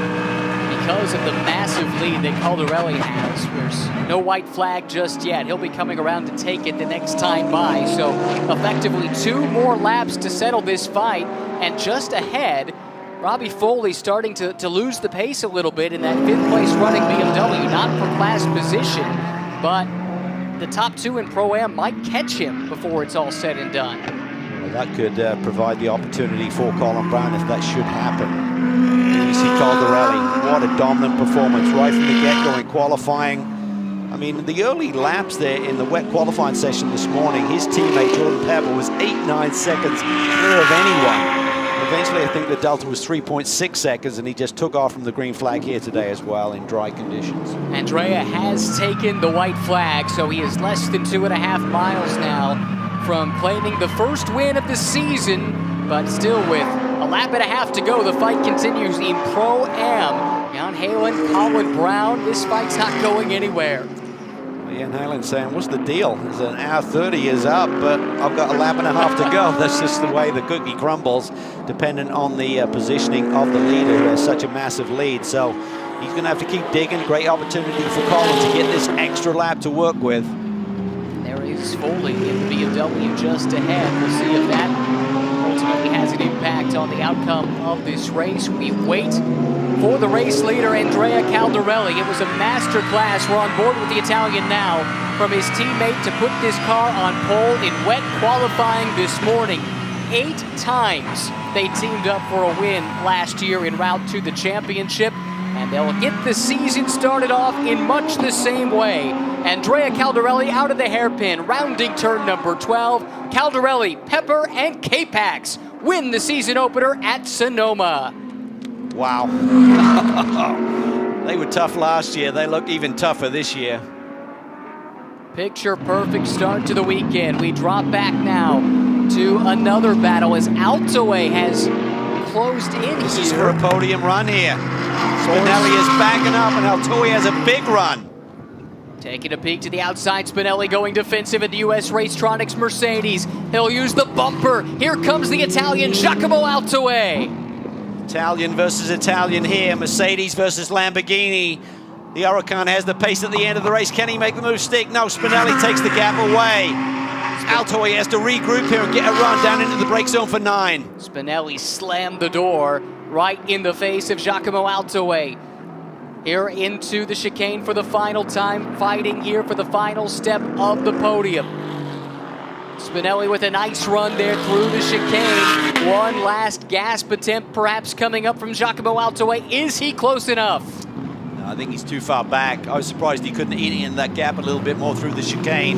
Spinelli there struggling for grip coming off the final corner, but he's going to make it stick. Philip Ellis has already crossed the line to claim second for Windward Racing, and it will be 2 Mercedes AMGs on the podium. Loris Spinelli fends off the hard-charging Giacomo Altaway for 3rd and 4th. Foley comes home 5th. Halen and Brown. Jan Halen holds on by about half a second to claim the Pro-Am win to start the season for the 2nd straight year. Wright Racing wins the Pro-Am season opener. Yeah, great job by Jan there. Just a lot of pressure from Colin Brown. I think Colin and George will be really pleased there with the CrowdStrike Racing entry to have such a strong performance. Good indicator for the year that they're going to be tough. This Pro-Am class is going to be sensational. Oh, and we get to do it again tomorrow with a completely reshuffled grid. I mean, it's like you threw the cards on the table and you played 52-card pickup, and who knows what you're going to get from one day to the next based on qualifying this morning. Everyone's all mixed up. The only constant is K-Pax out front. Yes, but Spinelli has the pole for tomorrow, so see what he can do with it. They can tweak on that AMG setup a little bit, make it a little bit more efficient on the longer run. Who knows what they can achieve. We'll deal with tomorrow, but for now, here is the other race winner, AF Corsa. Conrad Grunwald, what a great drive through the field. And he He ends up with the win in AM after a really good duel there with the Onofrio Triarsi. Those two swapped the top spot a couple of times.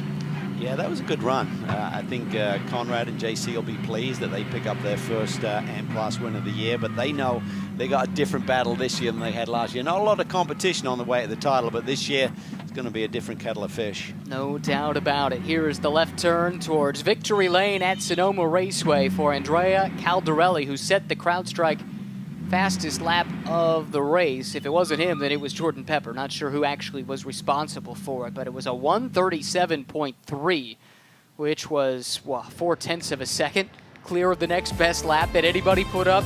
That gives you some idea of the dominance of K-Pax in round one of the championship. Caldarelli and Pepper by 51 seconds. Just amazing. Just hats off to the whole group. They work hard. They're a top-class team, two really world-class drivers working well together. Now in this second year, they've got a notebook to work with that Lamborghini Huracan. They're just going to be really tough to beat. How about Wright Motorsports, Calvin? Very similar to K-Pax. A lot of the same pieces returning, and they start the season off much the same as they did a year ago. Yeah, it's a great combination, a wonderful story with Jan and his father-in-law, Charlie Luck, both coming off championship-winning years with the same group. So that'll be a party tonight, but you can't party too hard. You got to be ready to go in the morning. And finally, the M-Class win to A, of course. A great job by them after a trying weekend up to this point. They had the misfire with an engine change. They had some contact with the backup car earlier in the weekend, and they had their work cut out for them. That was a big hole for Conrad Grunwald to drive out of. It was, and I think those two teams are going to have a heck of a battle this year. I think they're pretty evenly matched, as we saw today, just separated by a few seconds at the end of a long 90-minute race with no interruption for yellow. So that's a true indicator what sort of pace you have. And the team's down in 19th and 20th. We really didn't get a chance to see how good they could be. The DXDT racing car, we saw the accident with David Askew driving. Never got a chance to see Dirk Muller today. And then the Triarsi Competizione car, the sister car, the Pro-Am entry. Justin Wetherill, a misfire on the opening lap, and he had to retire the car then. Never got a chance to see Ryan Dial. How about we hear from some race winners? They'll be a happy pairing. How about it, Amanda? Oh, and it was hugs between the teammates as we kick off this interview. And Jordan, it started today with you just dominating in qualifying. You break out a complete huge lead here in race one. This pairing between you two, why is the dominance so strong here? Yeah, no, it was good. It was fun. I think at the end of the day, like we coming into our second year together, we know exactly what we're doing. The processes are the same. Team's home race, everything's cool. So I think it just we just start off like a lot stronger than the others. I'm sure they'll get a lot better and competitive as they go along this season. But yeah, it was a great job. It was cool to hand the car to Andrea in the lead. I had fun in my stint. I enjoyed it. He brought it home, so it was pretty awesome. And a shout out to our engineer. He wasn't feeling well, so he was engineering from his hotel room. I'm sure he's pretty happy and celebrating there. And yeah, hopefully we see him at the track tomorrow. Well, Andrea, you returned to Sonoma for the second season. Last year, it was your first time ever seeing this place. Now that you're back again, where do you feel that you found better placement here in Sonoma this time around?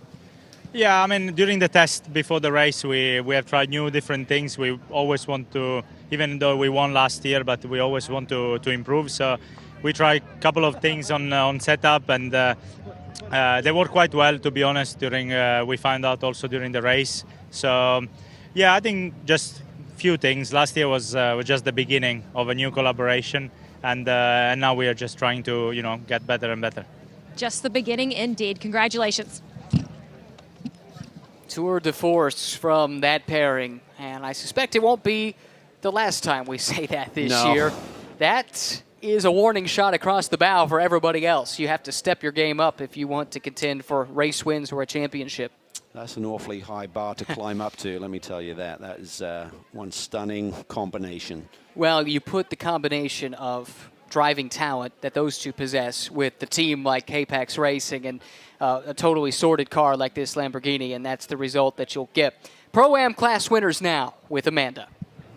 And the words out of Charlie Luck's mouth was, holy smokes. I think you're still taking in the drive that you had today and the idea that you guys are now the race winner. You heard the news that you brought that car into the pits as the race winner. How will you digest this win, Charlie? Well,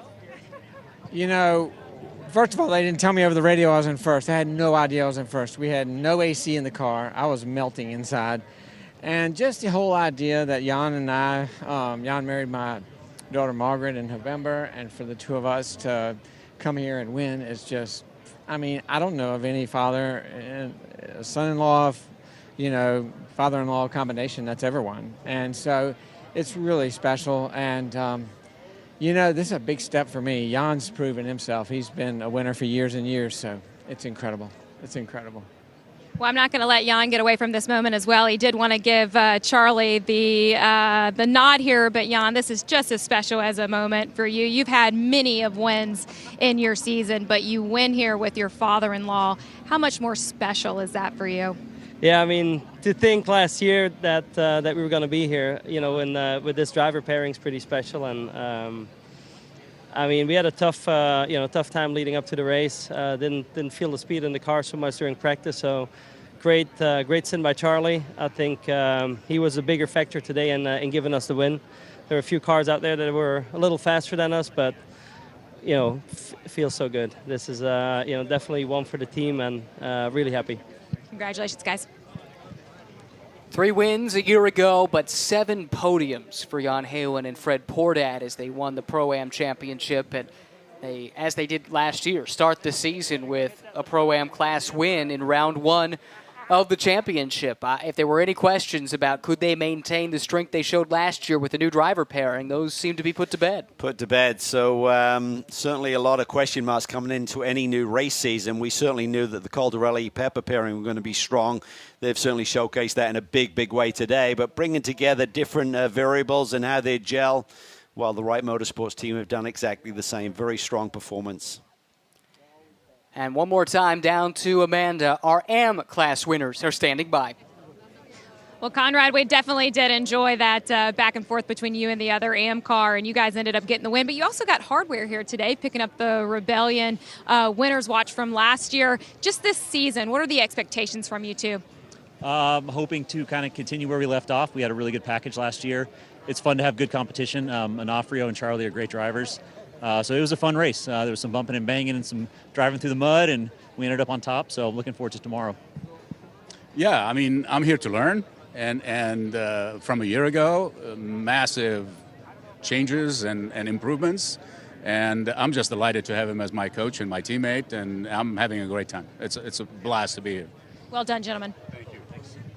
JC Sada always with a smile on his face at the racetrack. He's passionate about his hobby, that's for sure. Highlights from an eventful race 1. This was the start, coming up the hill for the first time, and in the back, a little bit of chaos breaking out. Yeah, there certainly was some close moments here. This is a great battle going on here. Agakani had just gotten around Russell Ward and tries to make sure he doesn't let him backfire there in the approach to turn 11. This is an off for David Askew in at turn 6. That curtailed their day, unfortunately. This was the fight for the lead in AM, and it was a fierce one. Conrad Grunwald and Onofrio Triarsi going side by side. It looked like Grunwald had the job done, but then this moment. Yeah, he had to regroup here. It took him a few more laps to get the lead back again, but just a sensational battle. Here he comes. This ultimately was the move that decided, actually, it wasn't. I think Triarsi did hold him off here as well, going to show just how good this fight was. This ultimately dictated the outcome in AM. Yeah, Triarsi just couldn't hang on to the car there, coming down through turn 6, had to give up the throttle. That opens up the door for Grunwald. A little bit of argy-bargy here with Altoy getting to the inside of Robbie Foley. That's for position in their class. Yeah, big move there to get up to 4th for Giacomo Altoy in his K-Pax Racing debut.